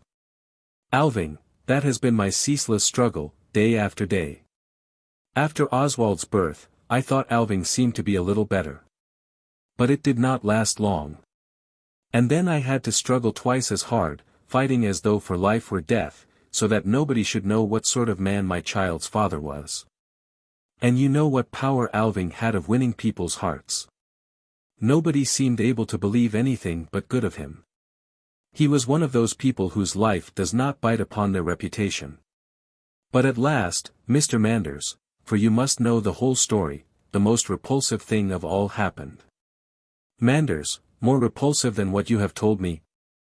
Miss Alving, I had gone on bearing with him, although I knew very well the secrets of his life out of doors. But when he brought the scandal within our own walls. Manders, impossible. Here. Miss Alving, yes, here in our own home. It was there, pointing towards the first door on the right, in the dining room, that I first came to know of it. I was busy with something in there, and the door was standing ajar. I heard our housemaid come up from the garden, with water for those flowers. Manders, well. Miss Alving, soon after, I heard Alving come in too. I heard him say something softly to her. And then I heard, with a short laugh, oh. It still sounds in my ears, so hateful and yet so ludicrous, I heard my own servant maid whisper, "Let me go, Mr. Alving. Let me be." Manders, what unseemly levity on his part. But it cannot have been more than levity, Mrs. Alving. Believe me, it cannot. Miss Alving, I soon knew what to believe. Mr. Alving had his way with the girl, and that connection had consequences, Mr. Manders. Manders, as though petrified. Such things in this house, in this house. Mrs. Alving, I had borne a great deal in this house. To keep him at home in the evenings, and at night, I had to make myself his boon companion in his secret orgies up in his room. There I have had to sit alone with him, to clink glasses and drink with him, and to listen to his ribald, silly talk. I have had to fight with him to get him dragged to bed. Manders, moved. And you were able to bear all this? Mrs. Alving, I had to bear it for my little boy's sake. But when the last insult was added, when my own servant maid, then I swore to myself, this shall come to an end. And so I took the reins into my own hand, the whole control, over him and everything else. For now I had a weapon against him, you see, he dared not oppose me. It was then I sent Oswald away from home. He was nearly 7 years old, and was beginning to observe and ask questions, as children do. That I could not bear. It seemed to me the child must be poisoned by merely breathing the air of this polluted home. That was why I sent him away. And now you can see, too, why he was never allowed to set foot inside his home so long as his father lived. No one knows what that cost me. Manders, you have indeed had a life of trial. Mrs. Alving, I could never have borne it if I had not had my work. For I may truly say that I have worked. All the additions to the estate, all the improvements, all the labor-saving appliances, that Alving was so much praised for having introduced, do you suppose he had energy for anything of the sort? He, who lay all day on the sofa, reading an old court guide. No, but I may tell you this too, when he had his better intervals, it was I who urged him on. It was I who had to drag the whole load when he relapsed into his evil ways, or sank into querulous wretchedness. Manders, and it is to this man that you raise a memorial? Miss Alving, there you see the power of an evil conscience. Manders, evil? What do you mean? Miss Alving, it always seemed to me impossible but that the truth must come out and be believed. So the orphanage was to deaden all rumors and set every doubt at rest. Manders, in that you have certainly not missed your aim, Mrs. Alving. Miss Alving, and besides, I had one other reason. I was determined that Oswald, my own boy, should inherit nothing whatever from his father. Manders, then it is Alving's fortune that? Miss Alving, yes. The sums I have spent upon the orphanage, year by year, make up the amount, I have reckoned it up precisely, the amount which made Lieutenant Alving a good match in his day. Manders, I don't understand. Miss Alving, it was my purchase money. I do not choose that that money should pass into Oswald's hands. My son shall have everything from me, everything. Oswald Alving enters through the second door to the right. He has taken of his hat and overcoat in the hall. Miss Alving, going towards him. Are you back again already? My dear, dear boy. Oswald, yes. What can a fellow do out of doors in this eternal rain? But I hear dinner is ready. That's capital. Regina, with a parcel, from the dining room. A parcel has come for you, Mrs. Alving. Hands it to her. Miss Alving, with a glance at Mr. Manders. No doubt copies of the ode for tomorrow's ceremony. Manders, hum. Regina, and dinner is ready. Miss Alving, very well. We will come directly. I will just, begins to open the parcel. Regina, to Oswald, would Mr. Alving like red or white wine? Oswald, both, if you please. Regina, bien. Very well, sir. She goes into the dining room. Oswald, I may as well help to uncork it. He also goes into the dining room, the door of which swings half open behind him. Miss Alving, who has opened the parcel. Yes, I thought so. Here is the ceremonial ode, Pastor Manders. Manders, with folded hands. With what countenance I am to deliver my discourse tomorrow. Miss Alving, oh, you will get through it somehow. Manders, softly, so as not to be heard in the dining room. Yes, it would not do to provoke scandal. Miss Alving, under her breath, but firmly. No. But then this long, hateful comedy will be ended. From the day after tomorrow, I shall act in every way as though he who is dead had never lived in this house. There shall be no one here but my boy and his mother. From the dining room comes the noise of a chair overturned, and at the same moment is heard. Regina, sharply, but in a whisper. Oswald. Take care. Are you mad? Let me go. Miss Alving, starts in terror. Ah! She stares wildly towards the half-open door. Oswald is heard laughing and humming. A bottle is uncorked. Manders, agitated. What can be the matter? What is it, Mrs. Alving? Miss Alving, hoarsely. Ghosts. The couple from the conservatory, risen again. Manders, is it possible? Regina. Is she? Miss Alving, yes. Come. Not a word. She seizes Pastor Manders by the arm, and walks unsteadily towards the dining room. Act second. The same room. The mist still lies heavy over the landscape. Manders and Mrs. Alving enter from the dining room. Miss Alving, still in the doorway. Welcome, note, a phrase equivalent to the German Prosit die Mahlzeit, may good digestion wait on appetite, Mr. Manders. Turns back towards the dining room. Aren't you coming too, Oswald? Oswald, from within. No, thank you. I think I shall go out a little. Miss Alving, yes, do. The weather seems a little brighter now. She shuts the dining room door, goes to the hall door, and calls Regina.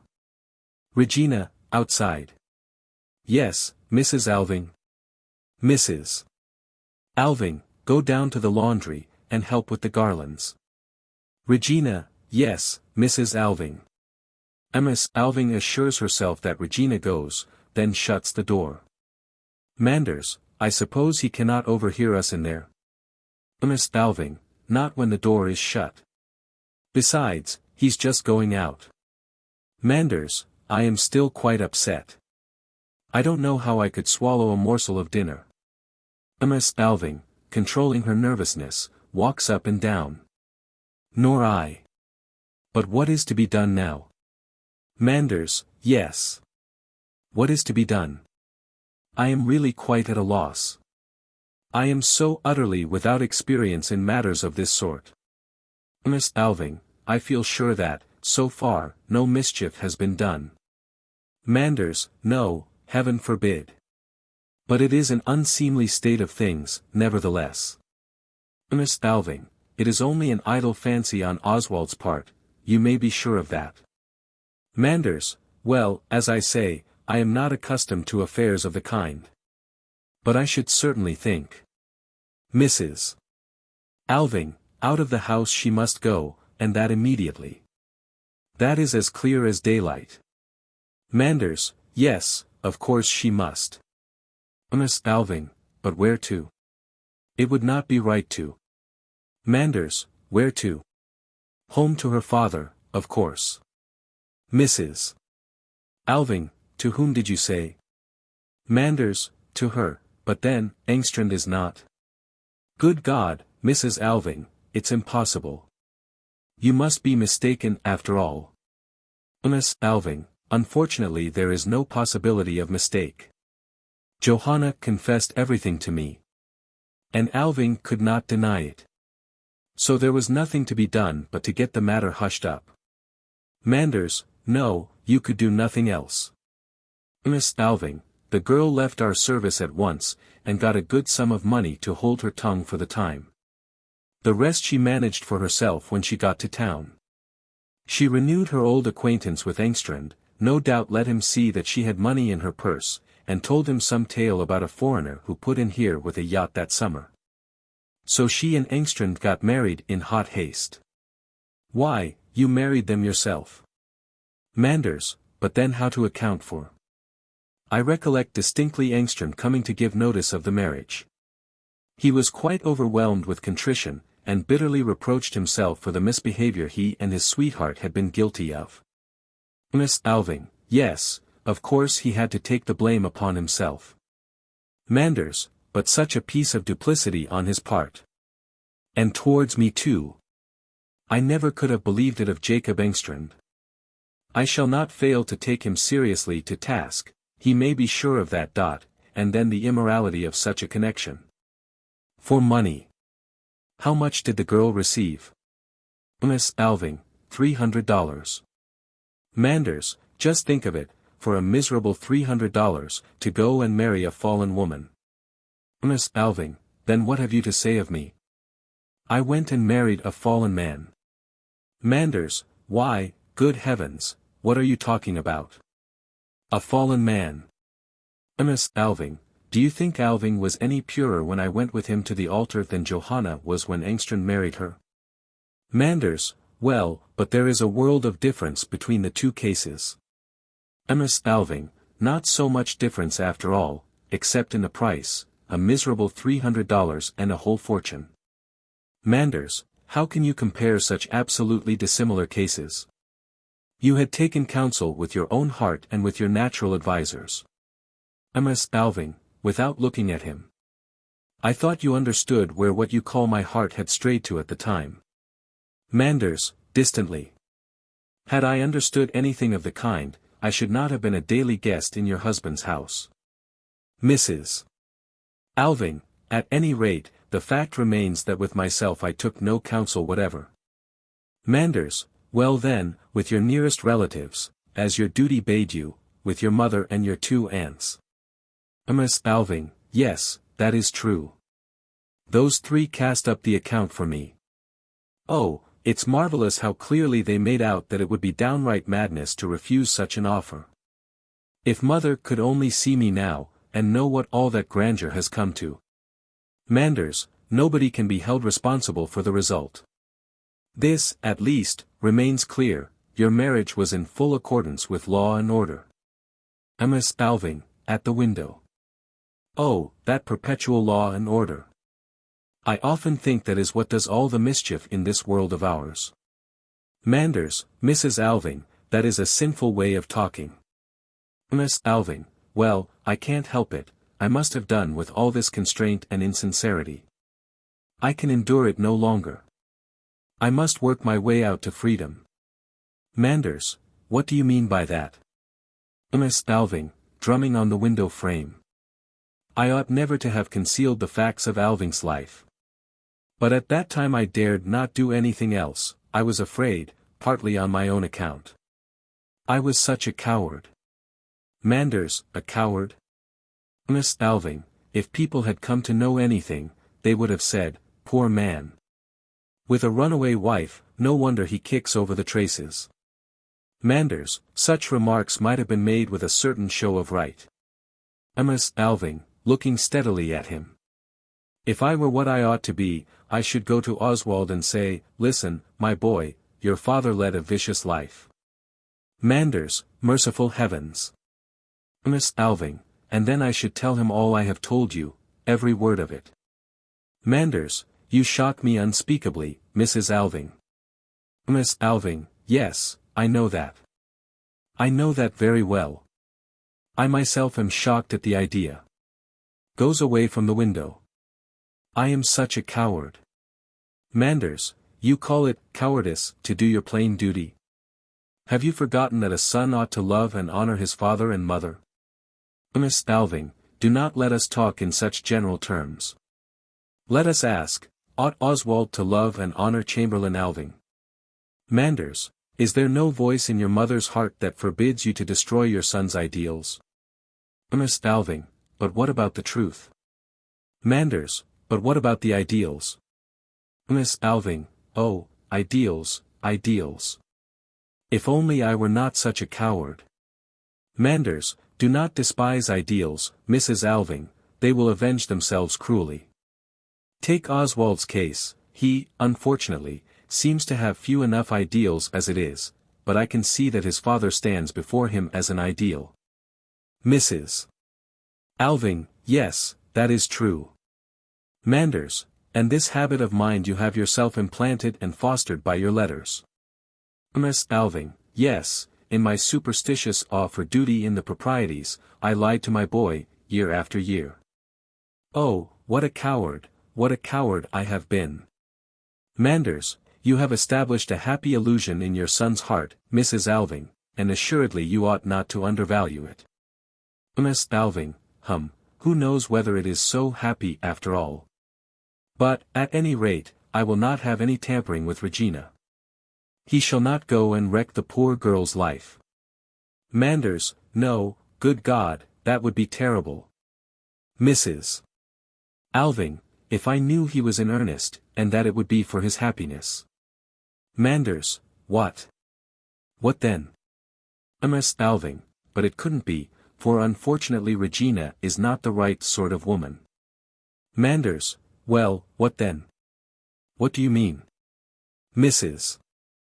Alving, if I weren't such a pitiful coward, I should say to him, marry her, or make what arrangement you please, only let us have nothing underhand about it. Manders, merciful heavens, would you let them marry? Anything so dreadful? So unheard of? Miss Alving, do you really mean, unheard of? Frankly, Pastor Manders, do you suppose that throughout the country there are not plenty of married couples as closely akin as they? Manders, I don't in the least understand you. Mrs. Alving, oh yes, indeed you do. Manders, you are thinking of the possibility that, alas. Yes, family life is certainly not always so pure as it ought to be. But in such a case as you point to, one can never know, at least with any certainty. Here, on the other hand, that you, a mother, can think of letting your son. Miss Alving, but I cannot, I wouldn't for anything in the world, that is precisely what I am saying.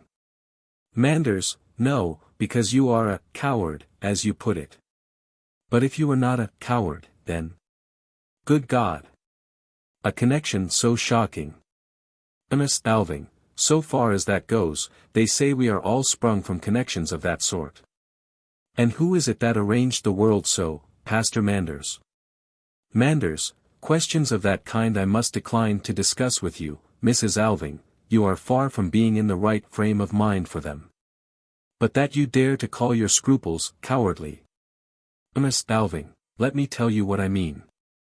I am timid and faint-hearted because of the ghosts that hang about me, and that I can never quite shake off. Manders, what do you say hangs about you? Miss Alving, ghosts.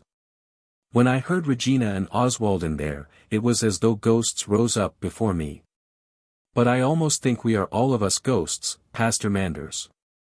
It is not only what we have inherited from our father and mother that walks in us. It is all sorts of dead ideas, and lifeless old beliefs, and so forth. They have no vitality, but they cling to us all the same, and we cannot shake them off. Whenever I take up a newspaper, I seem to see ghosts gliding between the lines. There must be ghosts all the country over, as thick as the sands of the sea. And then we are, one and all, so pitifully afraid of the light. Manders, aha, here we have the fruits of your reading. And pretty fruits they are, upon my word. Oh, those horrible, revolutionary, free-thinking books. Miss Alving, you are mistaken, my dear pastor. It was you yourself who set me thinking, and I thank you for it with all my heart. Manders, I. Mrs. Alving, yes, when you forced me under the yoke of what you called duty and obligation, when you lauded as right and proper what my whole soul rebelled against as something loathsome. It was then that I began to look into the seams of your doctrines. I wanted only to pick at a single knot, but when I had got that undone, the whole thing ravelled out. And then I understood that it was all machine-sewn. Manders, softly, with emotion. And was that the upshot of my life's hardest battle? Mrs. Alving, call it rather your most pitiful defeat. Manders, it was my greatest victory, Helen, the victory over myself. Miss Alving, it was a crime against us both. Manders, when you went astray, and came to me crying, here I am, take me. I commanded you, saying, woman, go home to your lawful husband. Was that a crime? Miss Alving, yes, I think so. Manders, we two do not understand each other. Miss Alving, not now, at any rate. Manders, never, never in my most secret thoughts have I regarded you otherwise than as another's wife. Miss Alving, oh, indeed. Manders, Helen. Miss Alving, people so easily forget their past selves. Manders, I do not. I am what I always was. Miss Alving, changing the subject. Well, well, well, don't let us talk of old times any longer. You are now over head and ears in boards and committees, and I am fighting my battle with ghosts, both within me and without. Manders, those without I shall help you to lay. After all the terrible things I have heard from you today, I cannot in conscience permit an unprotected girl to remain in your house. Mrs. Alving, don't you think the best plan would be to get her provided for, I mean, by a good marriage? Manders, no doubt. I think it would be desirable for her in every respect. Regina is now at the age when, of course I don't know much about these things, but Miss Alving, Regina matured very early. Manders, yes, I thought so. I have an impression that she was remarkably well developed, physically, when I prepared her for confirmation. But in the meantime, she ought to be at home, under her father's eye, ah. But Engstrand is not, that he, could so hide the truth from me. A knock at the door into the hall. Miss Alving, who can this be? Come in. Engstrand, in his Sunday clothes, in the doorway. I humbly beg your pardon, but... Manders, aha. Hum. Miss Alving, is that you, Engstrand? Engstrand, there was none of the servants about, so I took the great liberty of just knocking. Miss Alving, oh, very well. Come in. Do you want to speak to me? Engstrand, comes in. No, I'm obliged to you, ma'am, it was with his reverence I wanted to have a word or two. Manders, walking up and down the room. Ah, indeed. You want to speak to me, do you? Engstrand, yes, I'd like so terrible much to. Manders, stops in front of him. Well, may I ask what you want? Engstrand, well, it was just this, your reverence, we've been paid off down yonder, my grateful thanks to you, ma'am, and now everything's finished, I've been thinking it would be but right and proper if we that have been working so honestly together all this time, well, I was thinking we ought to end up with a little prayer meeting tonight. Manders, a prayer meeting? Down at the orphanage? Engstrand, oh, if your reverence doesn't think it proper. Manders, oh yes, I do, but, Engstrand, I've been in the habit of offering up a little prayer in the evenings, myself. Mrs. Alving, have you? Engstrand, yes, every now and then just a little edification, in a manner of speaking. But I'm a poor, common man, and have little enough gift, God help me, and so I thought, as the Reverend Mr. Manders happened to be here, I'd. Manders, well, you see, Engstrand, I have a question to put to you first. Are you in the right frame of mind for such a meeting? Do you feel your conscience clear and at ease? Engstrand, oh, God help us, your reverence. We'd better not talk about conscience. Manders, yes, that is just what we must talk about. What have you to answer? Engstrand, why, a man's conscience, it can be bad enough now and then. Manders, ah, you admit that.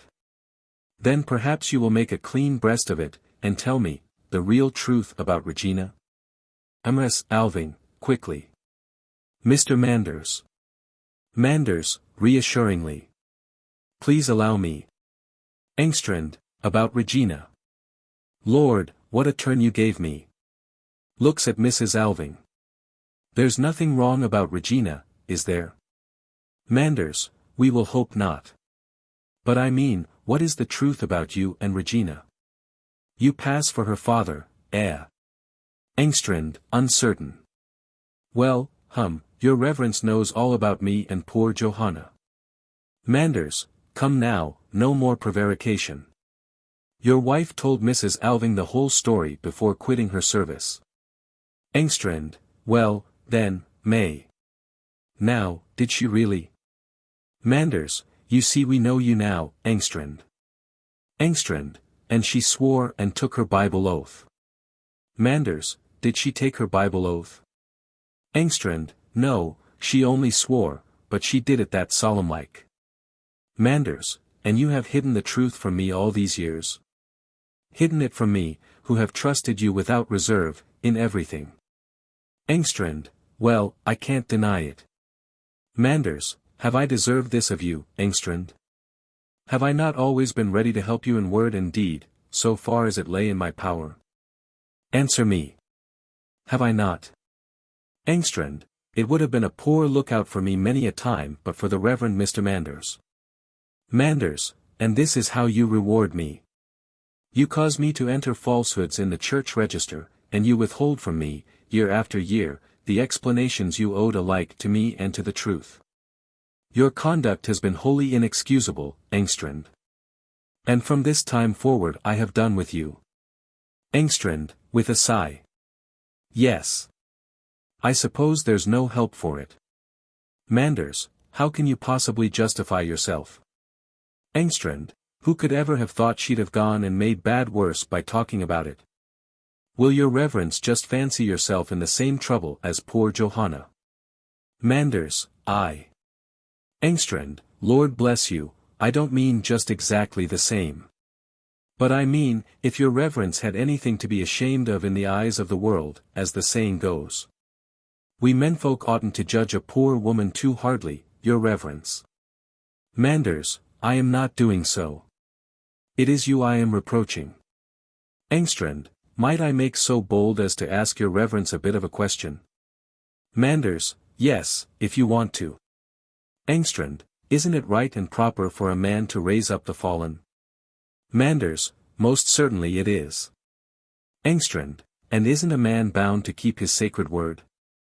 Manders, why, of course he is. But.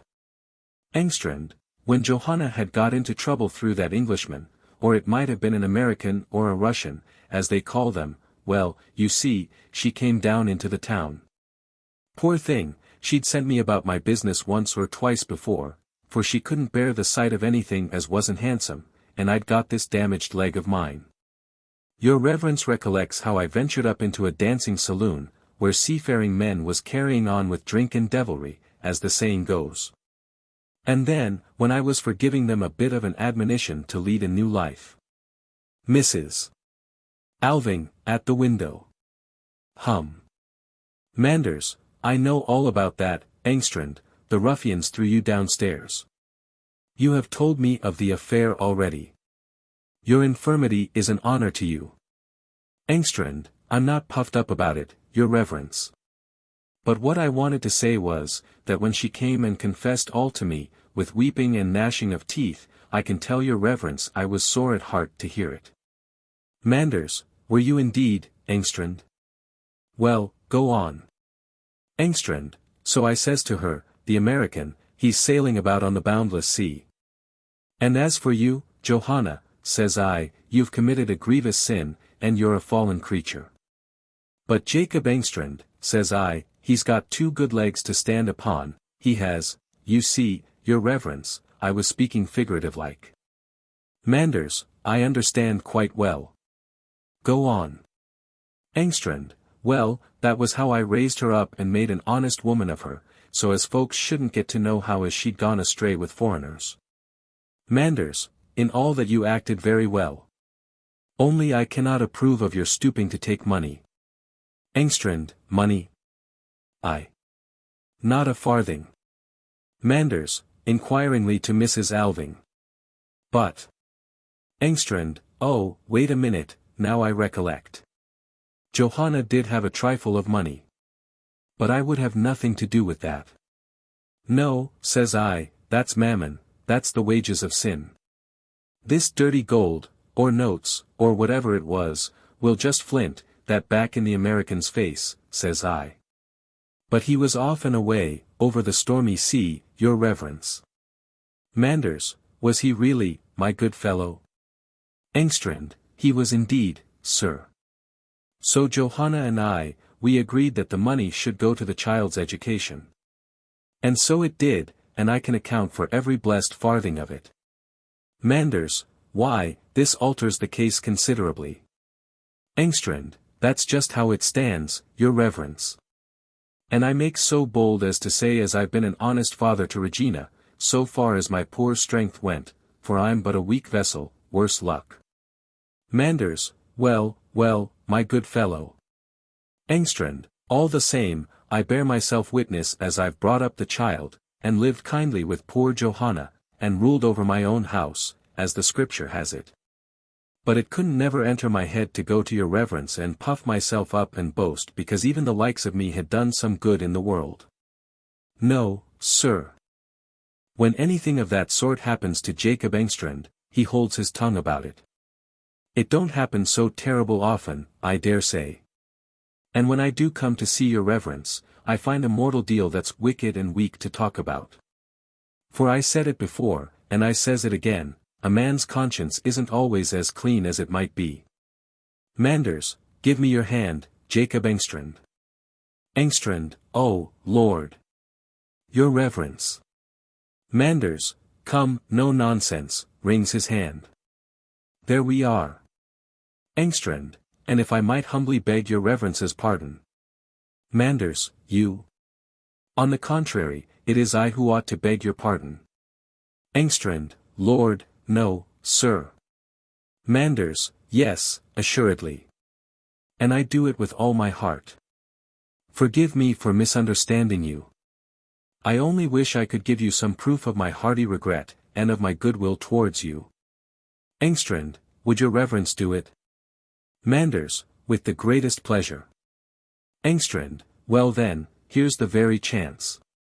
With the bit of money I've saved here, I was thinking I might set up a sailor's home down in the town. Miss Alving, you. Engstrand, yes, it might be a sort of orphanage, too, in a manner of speaking. There's such a many temptations for seafaring folk ashore. But in this home of mine, a man might feel like as he was under a father's eye, I was thinking. Manders, what do you say to this, Mrs. Alving? Engstrand, it isn't much as I've got to start with, Lord help me. But if I could only find a helping hand, why? Manders, yes, we will look into the matter more closely. I entirely approve of your plan. But now, go before me and make everything ready, and get the candles lighted, so as to give the place an air of festivity. And then we will pass an edifying hour together, my good fellow, for now I quite believe you are in the right frame of mind. Engstrand, yes, I trust one am. And so I'll say goodbye, ma'am, and thank you kindly, and take good care of Regina for me, wipes a tear from his eye, poor Johanna's child. Well, it's a queer thing, now.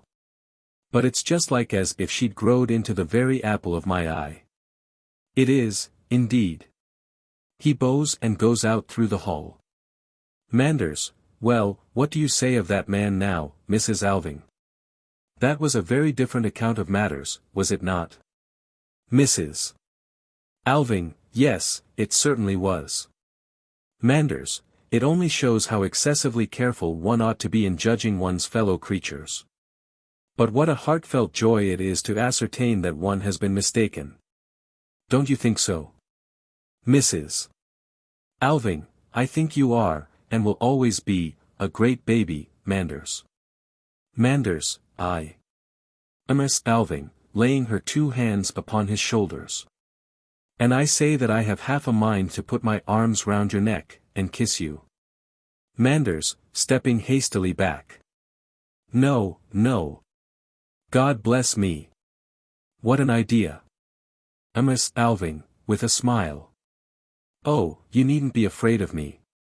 Manders, by the table. You have sometimes such an exaggerated way of expressing yourself.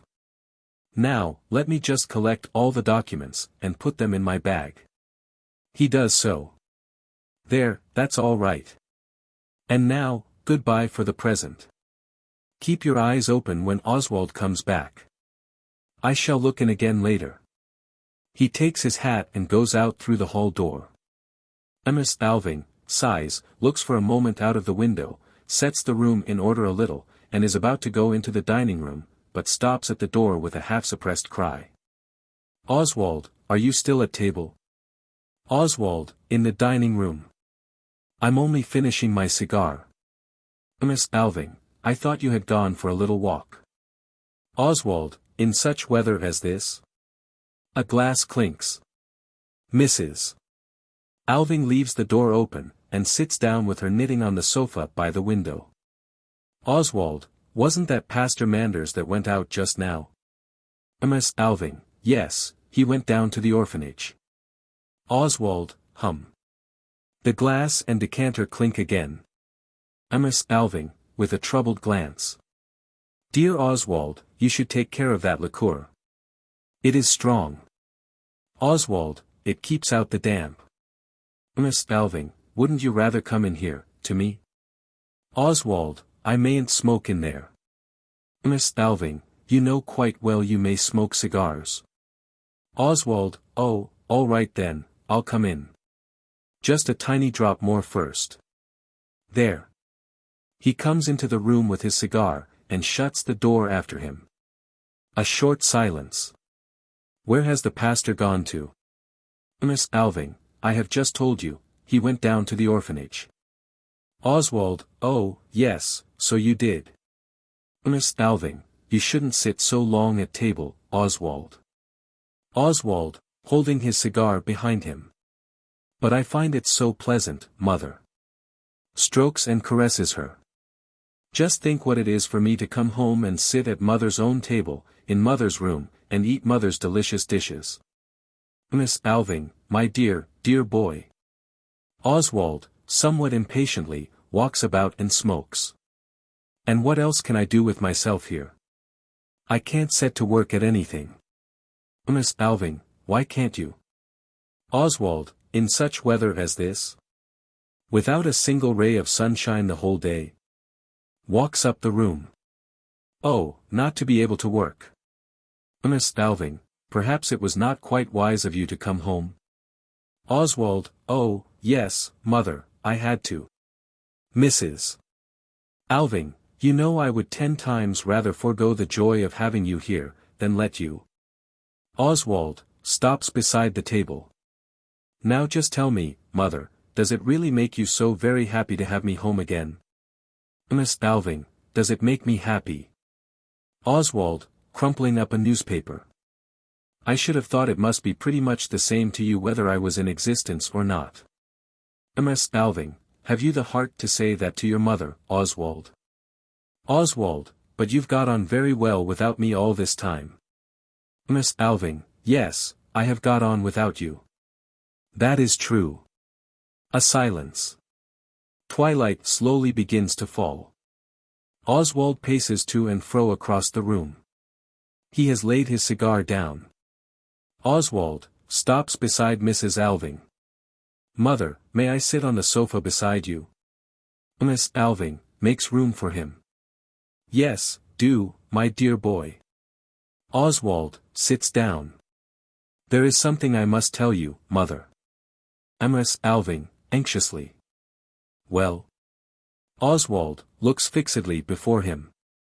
For I can't go on hiding it any longer. Miss Alving, hiding what? What is it? Oswald, as before. I could never bring myself to write to you about it, and since I've come home. Mrs. Alving seizes him by the arm. Oswald, what is the matter? Oswald, both yesterday and today I have tried to put the thoughts away from me, to cast them off, but it's no use. Miss Alving, rising. Now you must tell me everything, Oswald. Oswald draws her down to the sofa again. Sit still, and then I will try to tell you. I complained of fatigue after my journey. Miss Alving, well. What then? Oswald, but it isn't that is the matter with me, not any ordinary fatigue. Mrs. Alving tries to jump up. You are not ill, Oswald. Oswald draws her down again. Sit still, mother. Do take it quietly. I'm not downright ill either, not what is commonly called ill. Clasps his hands above his head.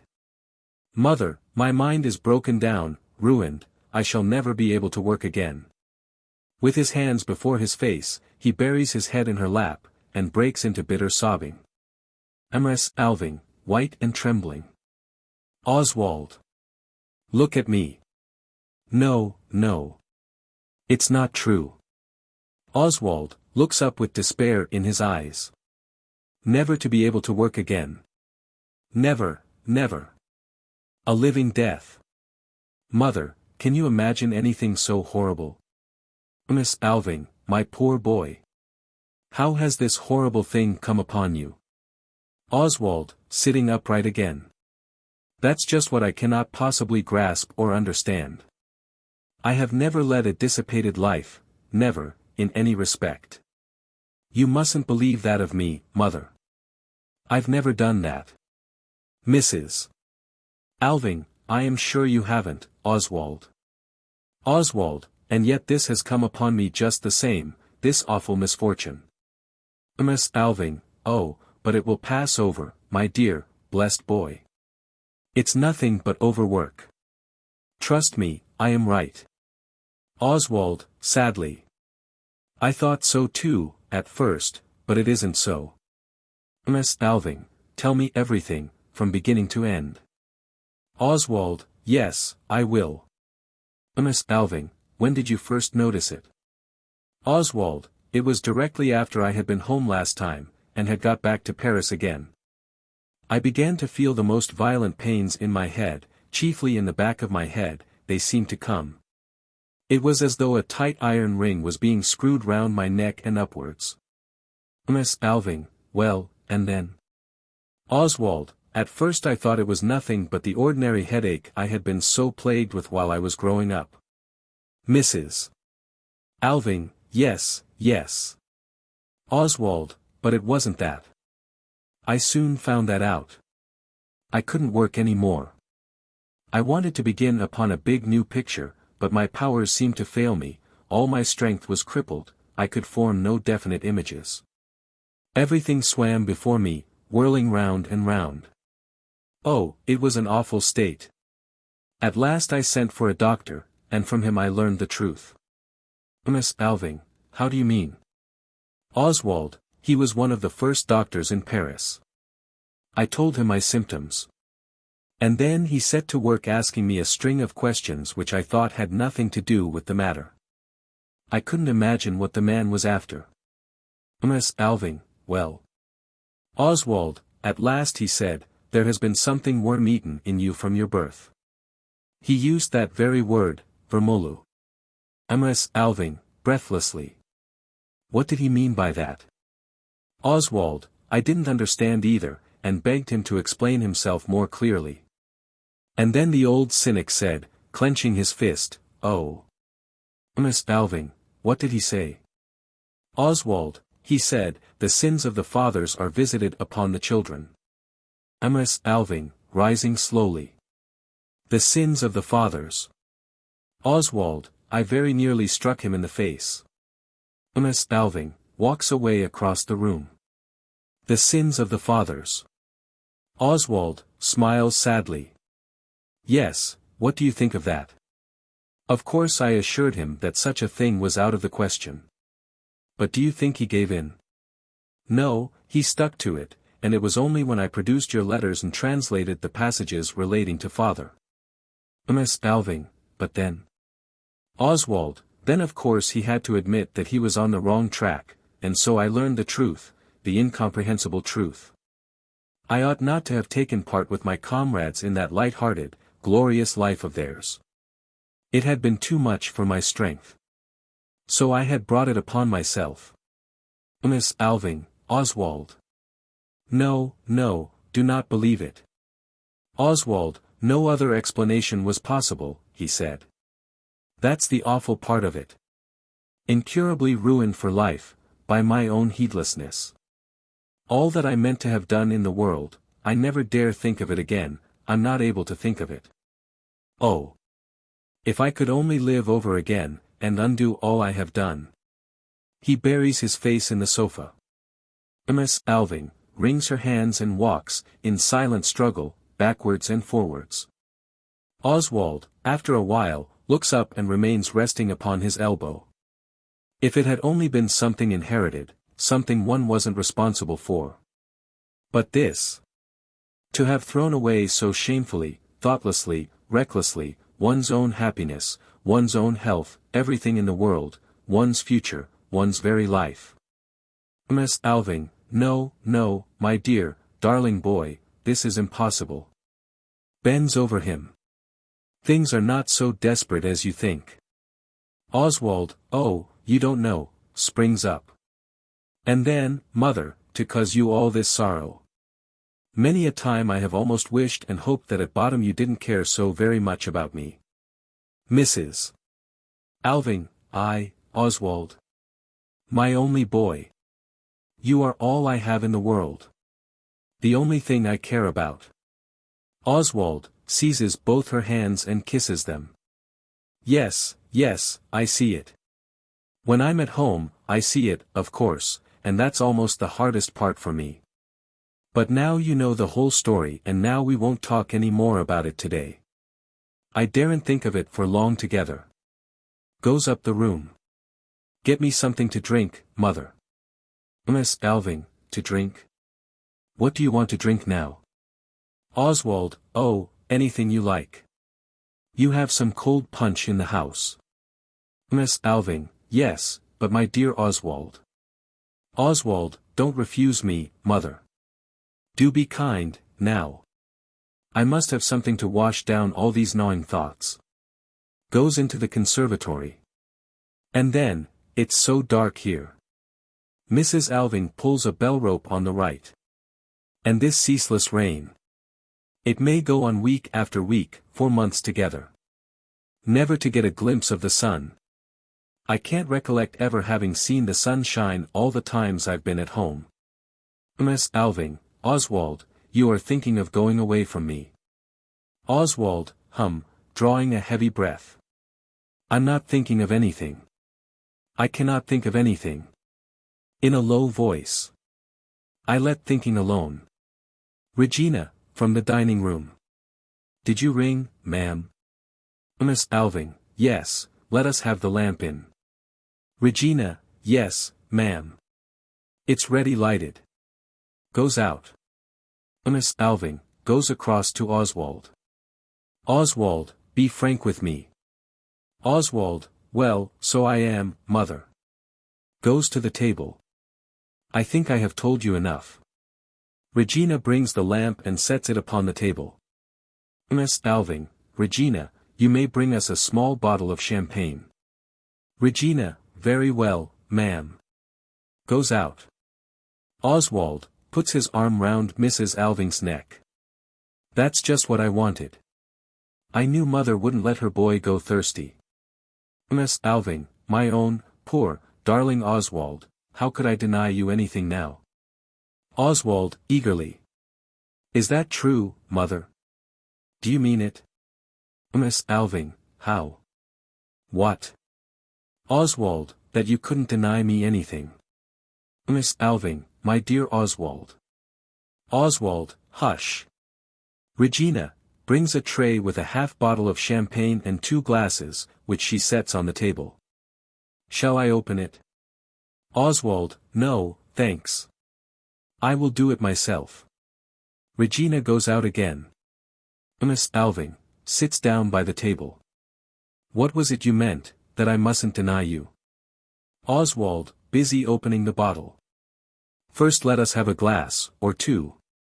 The cork pops, he pours wine into 1 glass, and is about to pour it into the other. Miss Alving, holding her hand over it.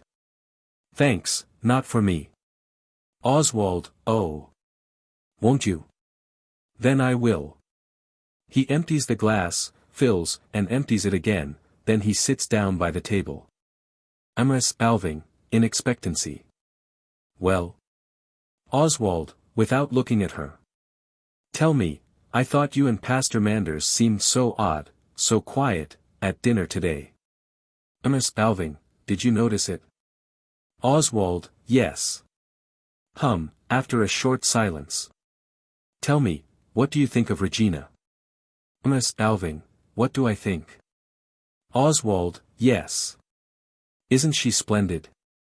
Miss Alving, my dear Oswald, you don't know her as I do. Oswald, well. Miss Alving, Regina, unfortunately, was allowed to stay at home too long. I ought to have taken her earlier into my house. Oswald, yes, but isn't she splendid to look at, mother? He fills his glass. Miss Alving, Regina has many serious faults. Oswald, oh, what does that matter? He drinks again. Mrs. Alving, but I am fond of her, nevertheless, and I am responsible for her. I wouldn't for all the world have any harm happen to her. Oswald springs up. Mother, Regina is my only salvation. Miss Alving, rising. What do you mean by that? Oswald, I cannot go on bearing all this anguish of soul alone. Miss Alving, have you not your mother to share it with you? Oswald, yes, that's what I thought, and so I came home to you. But that will not do. I see it won't do. I cannot endure my life here. Miss Alving, Oswald. Oswald, I must live differently, mother. That is why I must leave you. I will not have you looking on at it. Miss Alving, my unhappy boy. But, Oswald, while you are so ill as this. Oswald, if it were only the illness, I should stay with you, mother, you may be sure, for you are the best friend I have in the world. Miss Alving, yes, indeed I am, Oswald, am I not? Oswald wanders restlessly about. But it's all the torment, the gnawing remorse, and then, the great, killing dread. Oh, that awful dread. Miss Alving, walking after him. Dread? What dread? What do you mean? Oswald, oh, you mustn't ask me any more. I don't know. I can't describe it. Miss Alving goes over to the right and pulls the bell. Oswald, what is it you want? Miss Alving, I want my boy to be happy, that is what I want. He shan't go on brooding over things. To Regina, who appears at the door, more champagne, a large bottle. Regina goes. Oswald, mother. Miss Alving, do you think we don't know how to live here at home? Oswald, isn't she splendid to look at?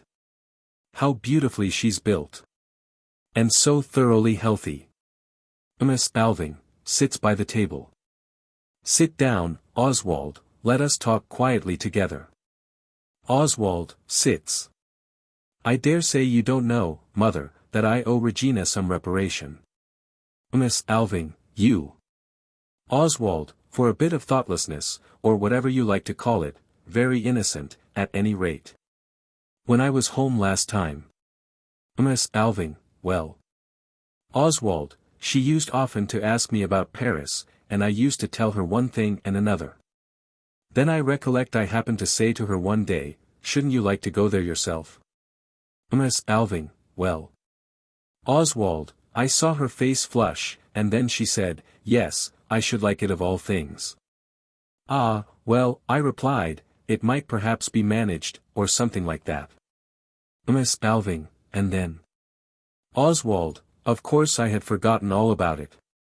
But the day before yesterday I happened to ask her whether she was glad I was to stay at home so long. Miss Alving, yes.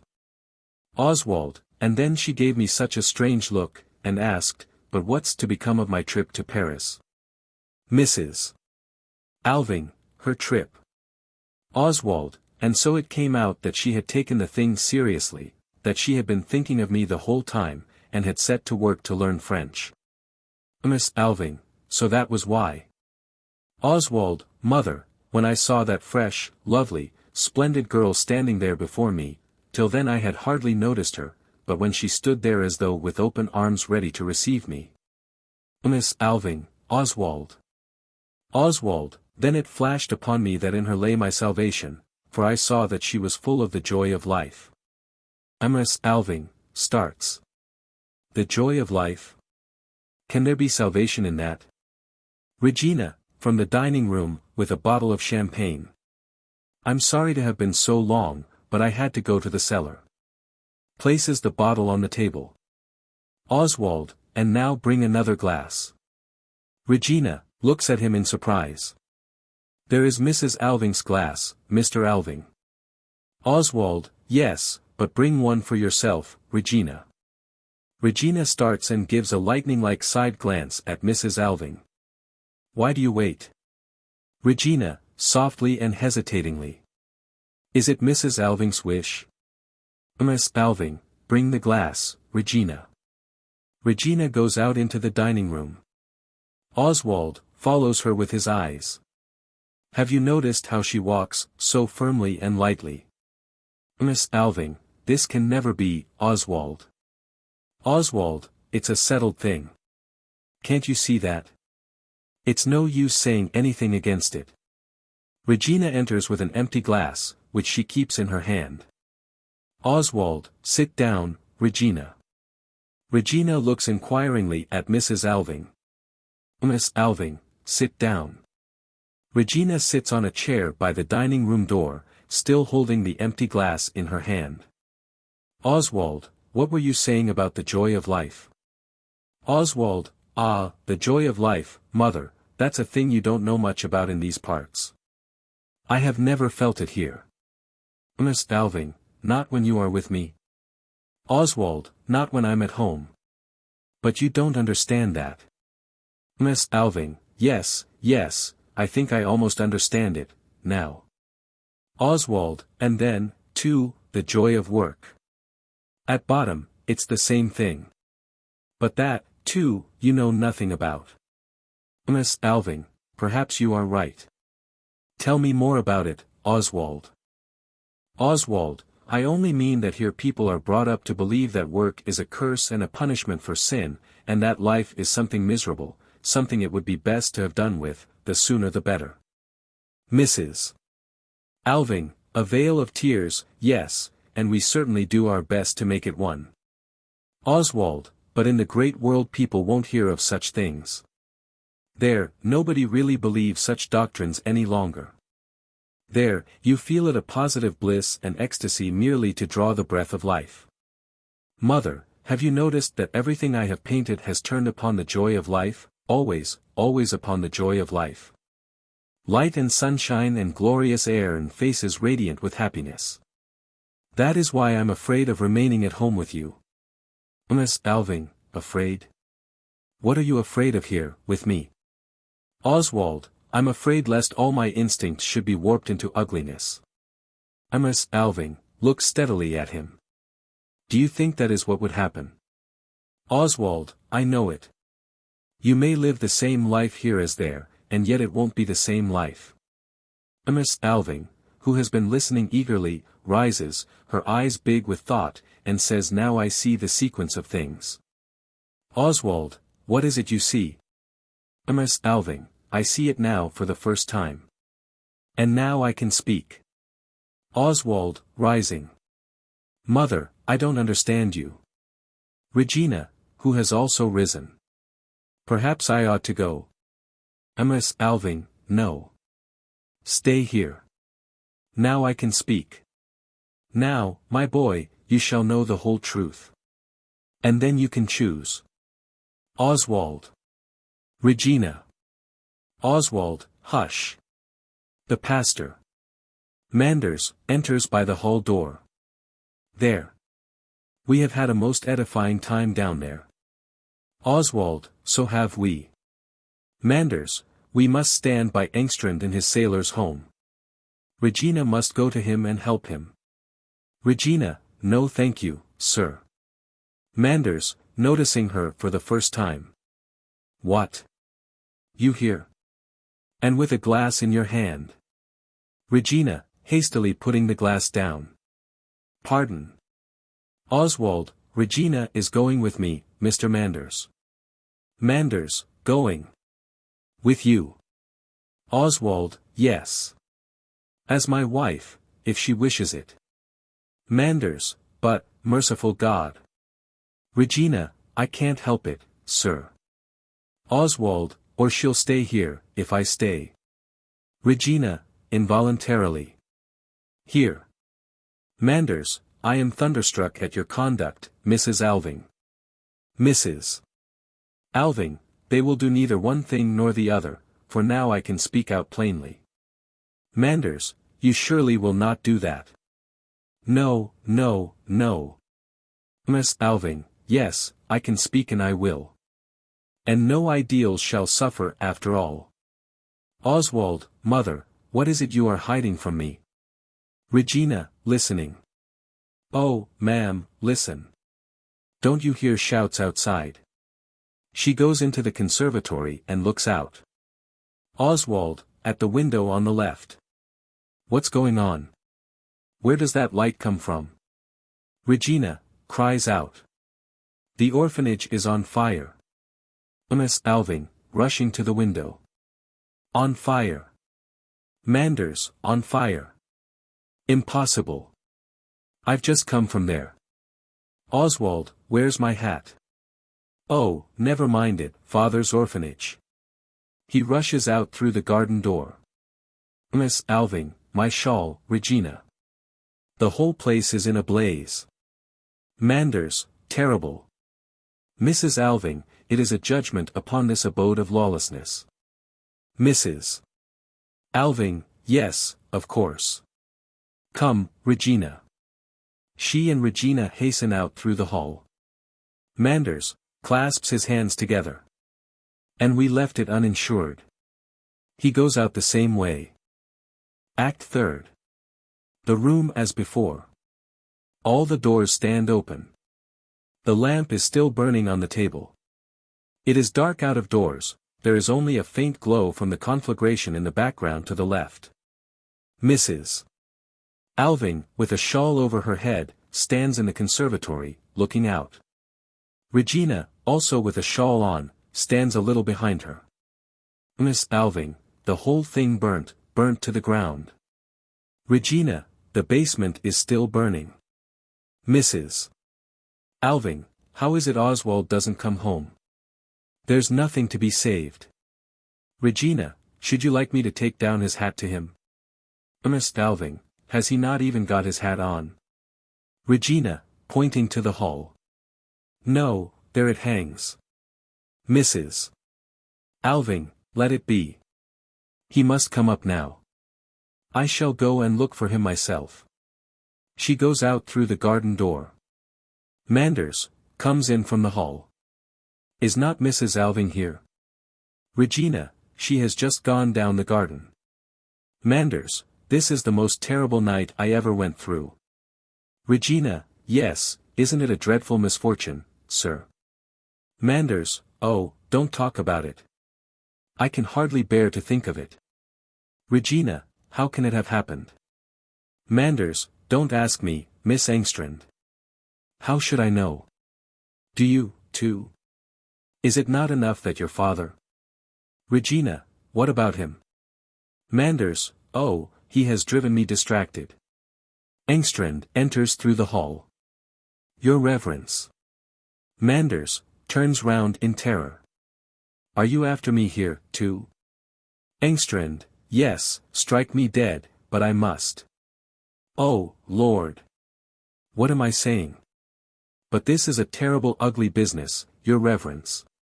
Manders walks to and fro. Alas! Alas! Regina, what's the matter? Engstrand, why, it all came of this here prayer meeting, you see. Softly. The birds limed, my girl. Aloud. And to think it should be my doing that such a thing should be his Reverence's doing. Manders, but I assure you, Engstrand. Engstrand, there wasn't another soul except your Reverence as ever laid a finger on the candles down there. Manders stops. So you declare. But I certainly cannot recollect that I ever had a candle in my hand. Engstrand, and I saw as clear as daylight how your Reverence took the candle and snuffed it with your fingers, and threw away the snuff among the shavings. Manders, and you stood and looked on. Engstrand, yes, I saw it as plain as a pikestaff, I did. Manders, it's quite beyond my comprehension. Besides, it has never been my habit to snuff candles with my fingers. Engstrand, and terrible risky it looked, too, that it did. But is there such a deal of harm done after all, your Reverence? Manders walks restlessly to and fro. Oh, don't ask me. Engstrand walks with him. And your Reverence hadn't insured it, neither? Manders, continuing to walk up and down. No, no, no, I have told you so. Engstrand, following him. Not insured. And then to go straight away down and set light to the whole thing. Lord, Lord, what a misfortune. Manders wipes the sweat from his forehead. Aye, you may well say that, Engstrand. Engstrand, and to think that such a thing should happen to a benevolent institution, that was to have been a blessing both to town and country, as the saying goes. The newspapers won't be for handling your Reverence very gently, I expect. Manders, no, that is just what I am thinking of. That is almost the worst of the whole matter. All the malignant attacks and imputations. Oh, it makes me shudder to think of it. Ms. Alving comes in from the garden. He is not to be persuaded to leave the fire. Manders, ah, there you are, Mrs. Alving. Ms. Alving, so you have escaped your inaugural address, Pastor Manders. Manders, oh, I should so gladly. Ms. Alving, in an undertone. It is all for the best. That orphanage would have done no one any good. Manders, do you think not? Ms. Alving, do you think it would? Manders, it is a terrible misfortune, all the same. Mrs. Alving, let us speak of it plainly, as a matter of business. Are you waiting for Mr. Manders, Engstrand? Engstrand, at the hall door. That's just what I may doing of, ma'am. Miss Alving, then sit down meanwhile. Engstrand, thank you, ma'am. I'd as soon stand. Miss Alving, to Manders. I suppose you're going by the steamer? Manders, yes, it starts in an hour. Miss Alving, then be so good as to take all the papers with you.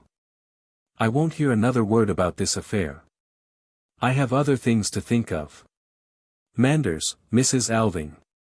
Miss Alving, later on I shall send you a power of attorney to settle everything as you please. Manders, that I will very readily undertake. The original destination of the endowment must now be completely changed, alas.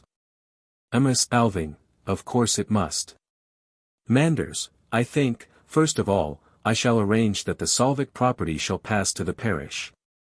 The land is by no means without value. It can always be turned to account for some purpose or other. And the interest of the money in the bank I could, perhaps, best apply for the benefit of some undertaking of acknowledged value to the town. Mrs.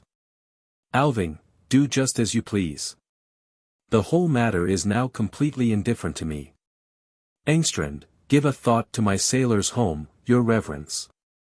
Manders, upon my word, that is not a bad suggestion. That must be considered. Engstrand, oh, devil take considering, Lord forgive me. Manders, with a sigh. And unfortunately I cannot tell how long I shall be able to retain control of these things, whether public opinion may not compel me to retire. It entirely depends upon the result of the official inquiry into the fire. Miss Alving, what are you talking about? Manders, and the result can by no means be foretold. Engstrand, comes close to him. Aye, but it can though. For here stands old Jakob Engstrand. Manders, well, but... Engstrand, more softy. And Jakob Engstrand isn't the man to desert a noble benefactor in the hour of need, as the saying goes. Manders, yes, but my good fellow, how? Engstrand, Jakob Engstrand may be likened to a sort of a guardian angel, he may, your reverence. Manders, no, I really cannot accept that. Engstrand, oh, that'll be the way of it, all the same. I know a man as has taken others' sins upon himself before now, I do. Manders, Jacob. Wrings his hand. Yours is a rare nature. Well, you shall be helped with your sailor's home. That you may rely upon. Engstrand tries to thank him, but cannot for emotion. Manders, hangs his traveling bag over his shoulder.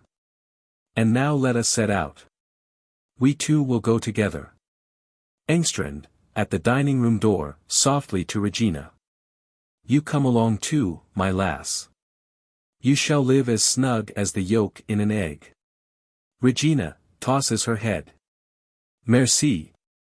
She goes out into the hall and fetches Manders' overcoat. Manders, goodbye, Mrs. Alving. And may the spirit of law and order descend upon this house, and that quickly. Miss Alving, goodbye, Pastor Manders. She goes up towards the conservatory, as she sees Oswald coming in through the garden door. Engstrand, while he and Regina help Manders to get his coat on.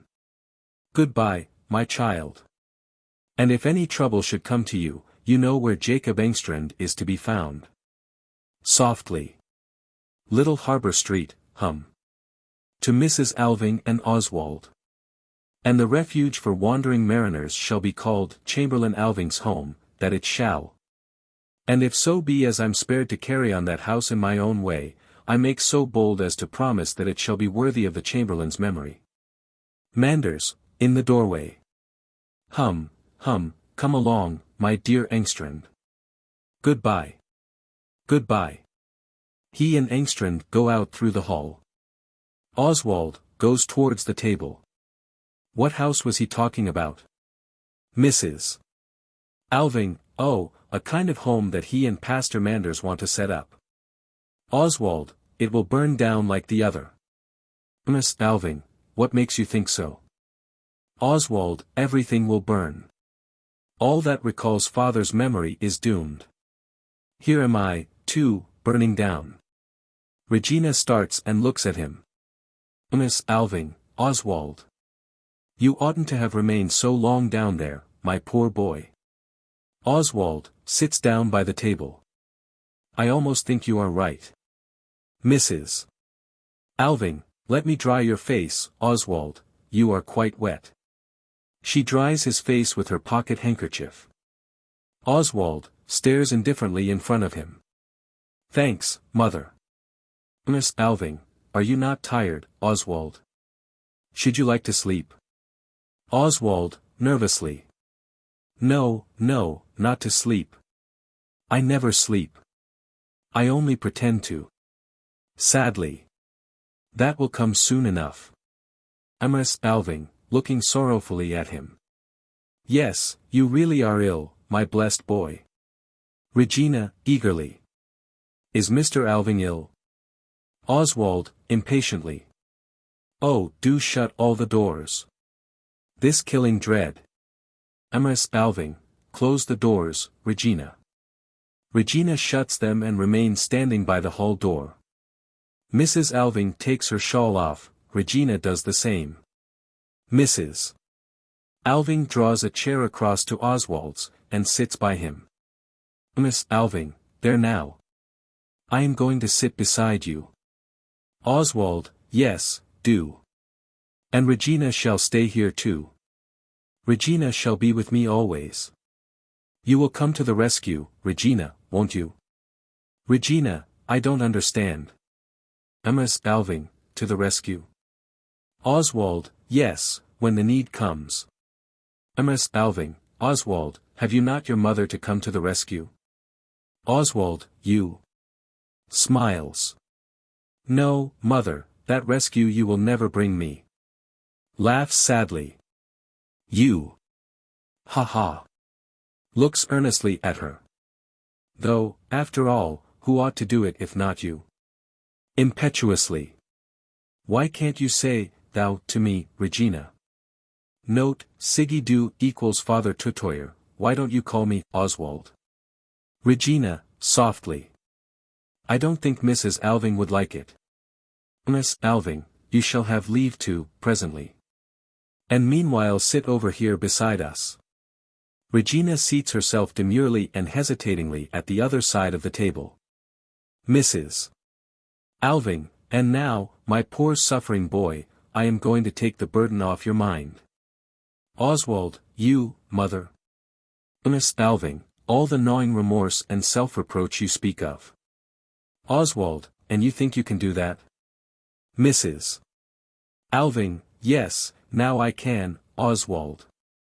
A little while ago you spoke of the joy of life, and at that word a new light burst for me over my life and everything connected with it. Oswald, shakes his head. I don't understand you. Mrs. Alving, you ought to have known your father when he was a young lieutenant. He was brimming over with the joy of life. Oswald, yes, I know he was. Miss Alving, it was like a breezy day only to look at him. And what exuberant strength and vitality there was in him. Oswald, well. Mrs. Alving, well then, child of joy as he was, for he was like a child in those days, he had to live at home here in a half-grown town, which had no joys to offer him, only dissipations. He had no object in life, only an official position. He had no work into which he could throw himself heart and soul, he had only business.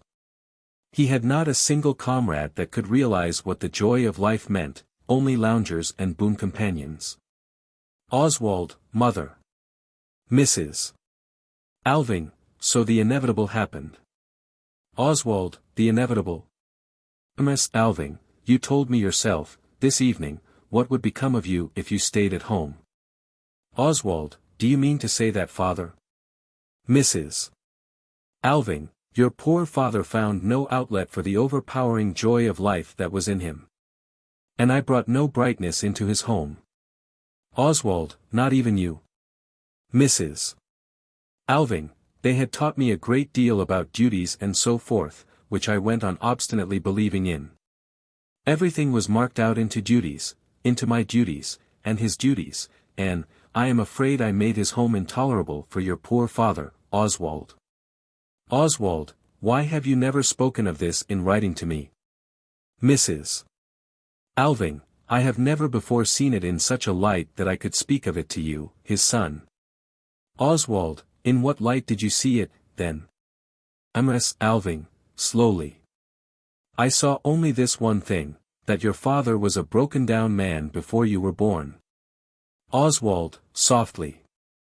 Ah. He rises and walks away to the window. Miss Alving, and then.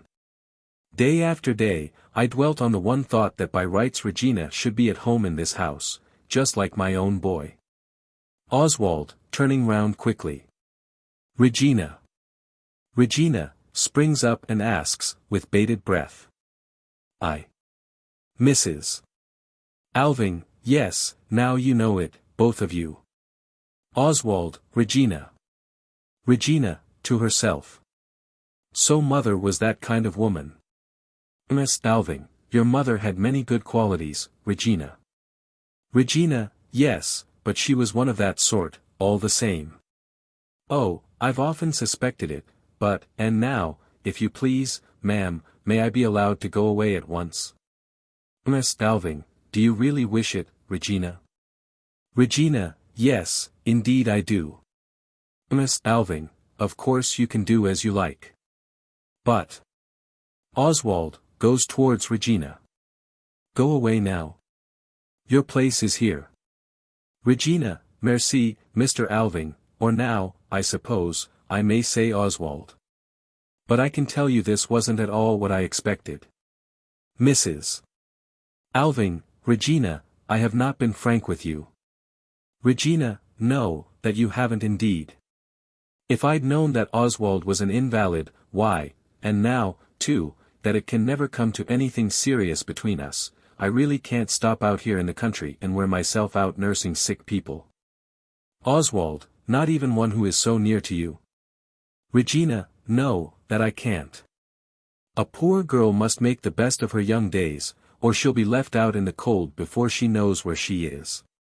And I, too, have the joy of life in me, Mrs. Alving. Miss Alving, unfortunately, you leave. But don't throw yourself away, Regina. Regina, oh, what must be, must be. If Oswald takes after his father, I take after my mother, I dare say that, may I ask, ma'am, if Pastor Manders knows all this about me? Mrs. Alving, Pastor Manders knows all about it. Regina, busied in putting on her shawl. Well then, I'd better make haste and get away by this steamer. The pastor is such a nice man to deal with. And I certainly think I've as much right to a little of that money as he has, that brute of a carpenter. Miss Alving, you are heartily welcome to it, Regina. Regina looks hard at her. I think you might have brought me up as a gentleman's daughter, ma'am, it would have suited me better. Tosses her head. But pooh, what does it matter? With a bitter side glance at the corked bottle. I may come to drink champagne with gentlefolks yet. Miss Alving, and if you ever need a home, Regina, come to me. Regina, no, thank you, ma'am. Pastor Manders will look after me, I know. And if the worst comes to the worst, I know of one house where I've every right to a place. Miss Alving, where is that? Regina, Chamberlain Alving's home. Miss Alving, Regina, now I see it, you are going to your ruin. Regina, oh, stuff. Goodbye. She nods and goes out through the hall. Oswald stands at the window and looks out. Is she gone? Miss Alving, yes. Oswald, murmuring aside to himself. I think it was a mistake, this. Mrs. Alving goes up behind him and lays her hands on his shoulders. Oswald, my dear boy, has it shaken you very much? Oswald turns his face towards her. All that about father, do you mean? Miss Alving, yes, about your unhappy father. I am so afraid it may have been too much for you. Oswald, why should you fancy that? Of course it came upon me as a great surprise, but it can make no real difference to me. Miss Alving draws her hands away. No difference. That your father was so infinitely unhappy. Oswald, of course I can pity him, as I would anybody else, but... Miss Alving, nothing more. Your own father. Oswald, impatiently. Oh, father, father. I never knew anything of father. I remember nothing about him, except that he once made me sick. Miss Alving, this is terrible to think of. Ought not a son to love his father, whatever happens? Oswald, when a son has nothing to thank his father for? Has never known him? Do you really cling to that old superstition, you who are so enlightened in other ways? Miss Alving, can it be only a superstition? Oswald, yes, surely you can see that, mother. It's one of those notions that are current in the world, and so. Miss Alving, deeply moved. Ghosts. Oswald, crossing the room. Yes, you may call them ghosts. Miss Alving, wildly. Oswald, then you don't love me either. Oswald, you I know, at any rate. Miss Alving, yes, you know me, but is that all? Oswald, and, of course, I know how fond you are of me, and I can't but be grateful to you. And then you can be so useful to me, now that I am ill. Mrs. Alving, yes, cannot I, Oswald? Oh, I could almost bless the illness that has driven you home to me. For I see very plainly that you are not mine, I have to win you. Oswald, impatiently. Yes, yes, yes, all these are just so many phrases. You must remember that I am a sick man, mother. I can't be much taken up with other people, I have enough to do thinking about myself. Miss Alving, in a low voice. I shall be patient and easily satisfied. Oswald, and cheerful too, mother. Mrs. Alving, yes, my dear boy, you are quite right. Goes towards him. Have I relieved you of all remorse and self-reproach now? Oswald, yes, you have. But now who will relieve me of the dread? Miss Alving, the dread? Oswald, walks across the room. Regina could have been got to do it. Miss Alving, I don't understand you. What is this about dread, and Regina? Oswald, is it very late, mother? Miss Alving, it is early morning. She looks out through the conservatory. The day is dawning over the mountains. And the weather is clearing, Oswald. In a little while you shall see the sun. Oswald, I'm glad of that. Oh, I may still have much to rejoice in and live for. Miss Alving, I should think so, indeed. Oswald, even if I can't work. Miss Alving, oh, you'll soon be able to work again, my dear boy, now that you haven't got all those gnawing and depressing thoughts to brood over any longer. Oswald, yes, I'm glad you were able to rid me of all those fancies. And when I've got over this one thing more, sits on the sofa. Now we will have a little talk, mother. Miss Alving, yes, let us. She pushes an armchair towards the sofa, and sits down close to him. Oswald, and meantime the sun will be rising. And then you will know all. And then I shall not feel this dread any longer. Miss Alving, what is it that I am to know? Oswald, not listening to her. Mother, did you not say a little while ago, that there was nothing in the world you would not do for me, if I asked you? Miss Alving, yes, indeed I said so. Oswald, and you'll stick to it, mother? Mrs. Alving, you may rely on that, my dear and only boy. I have nothing in the world to live for but you alone. Oswald, very well, then, now you shall hear, mother, you have a strong, steadfast mind, I know. Now you're to sit quite still when you hear it. Miss Alving, what dreadful thing can it be? Oswald, you're not to scream out. Do you hear? Do you promise me that? We will sit and talk about it quietly. Do you promise me, mother? Mrs. Alving, yes, yes, I promise. Only speak. Oswald, well, you must know that all this fatigue, and my inability to think of work, all that is not the illness itself. Miss Alving, then what is the illness itself?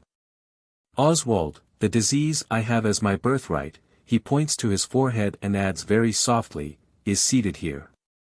Miss Alving, almost voiceless. Oswald. No, no. Oswald, don't scream. I can't bear it. Yes, mother, it is seated here waiting.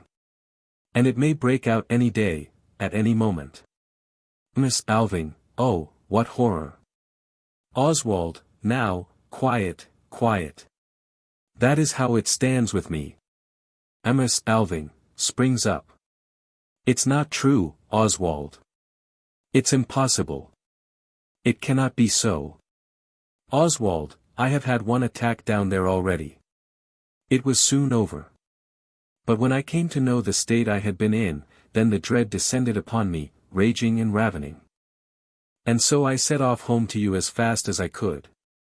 Mrs. Alving, then this is the dread.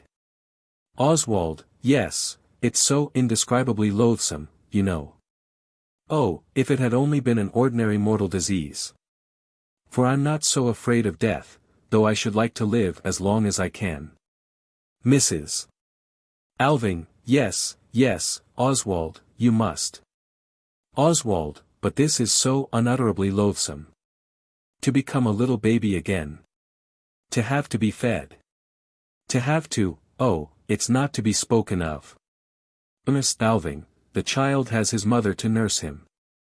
Oswald springs up. No, never that. That is just what I will not have. I can't endure to think that perhaps I should lie in that state for many years, and get old and grey. And in the meantime you might die and leave me. Sits in Mrs. Alving's chair. For the doctor said it wouldn't necessarily prove fatal at once. He called it a sort of softening of the brain, or something like that. Smiles sadly. I think that expression sounds so nice. It always sets me thinking of cherry-colored velvet, something soft and delicate to stroke. Ms. Alving shrieks. Oswald. Oswald springs up and paces the room. And now you have taken Regina from me. If I could only have had her. She would have come to the rescue, I know.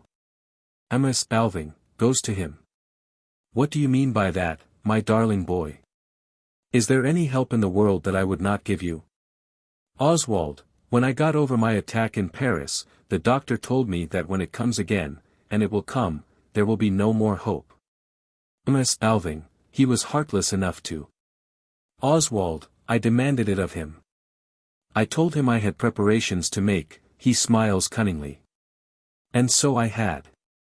He takes a little box from his inner breast pocket and opens it. Mother, do you see this? Ms. Alving, what is it? Oswald, morphia. Mrs. Alving looks at him horror-struck. Oswald, my boy. Oswald, I've scraped together 12 pilules. Miss Alving snatches at it. Give me the box, Oswald. Oswald, not yet, mother. He hides the box again in his pocket. Mrs. Alving, I shall never survive this. Oswald, it must be survived. Now if I'd had Regina here, I should have told her how things stood with me, and begged her to come to the rescue at the last. She would have done it. I know she would. Mrs. Alving, never. Oswald, when the horror had come upon me, and she saw me lying there helpless, like a little newborn baby, impotent, lost, hopeless, past all saving. Miss Alving, never in all the world would Regina have done this. Oswald, Regina would have done it. Regina was so splendidly light-hearted. And she would soon have wearied of nursing an invalid like me. Miss Alving, then heaven be praised that Regina is not here. Oswald, well then, it is you that must come to the rescue, mother. Miss Alving shrieks aloud. I. Oswald, who should do it if not you? Mrs. Alving, I.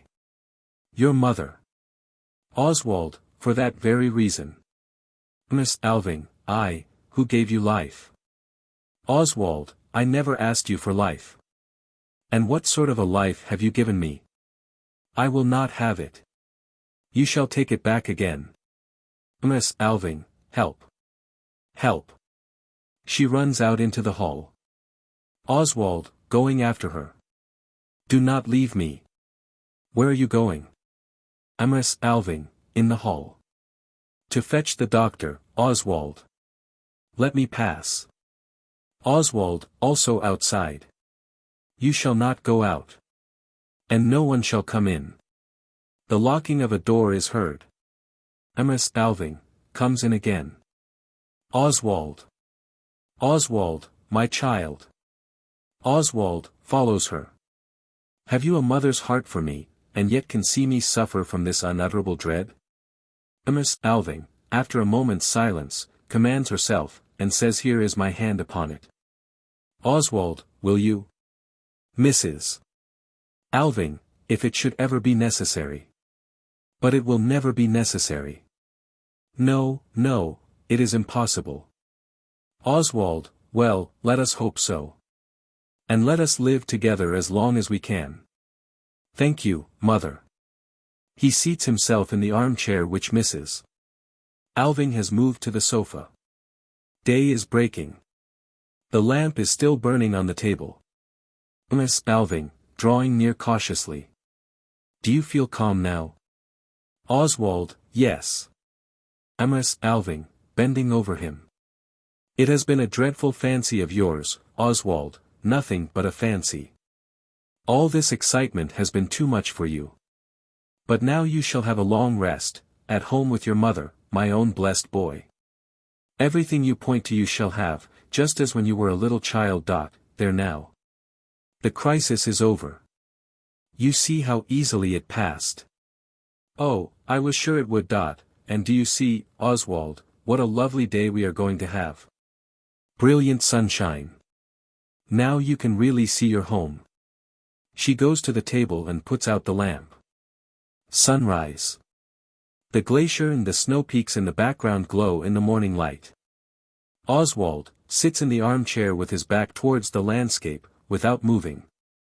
Suddenly he says, Mother, give me the sun. Miss Alving, by the table, starts and looks at him. What do you say?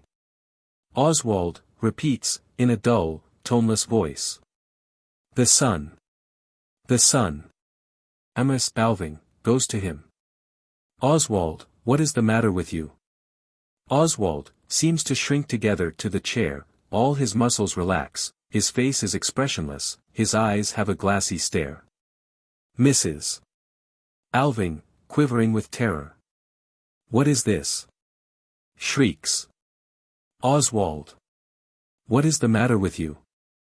Falls on her knees beside him and shakes him. Oswald.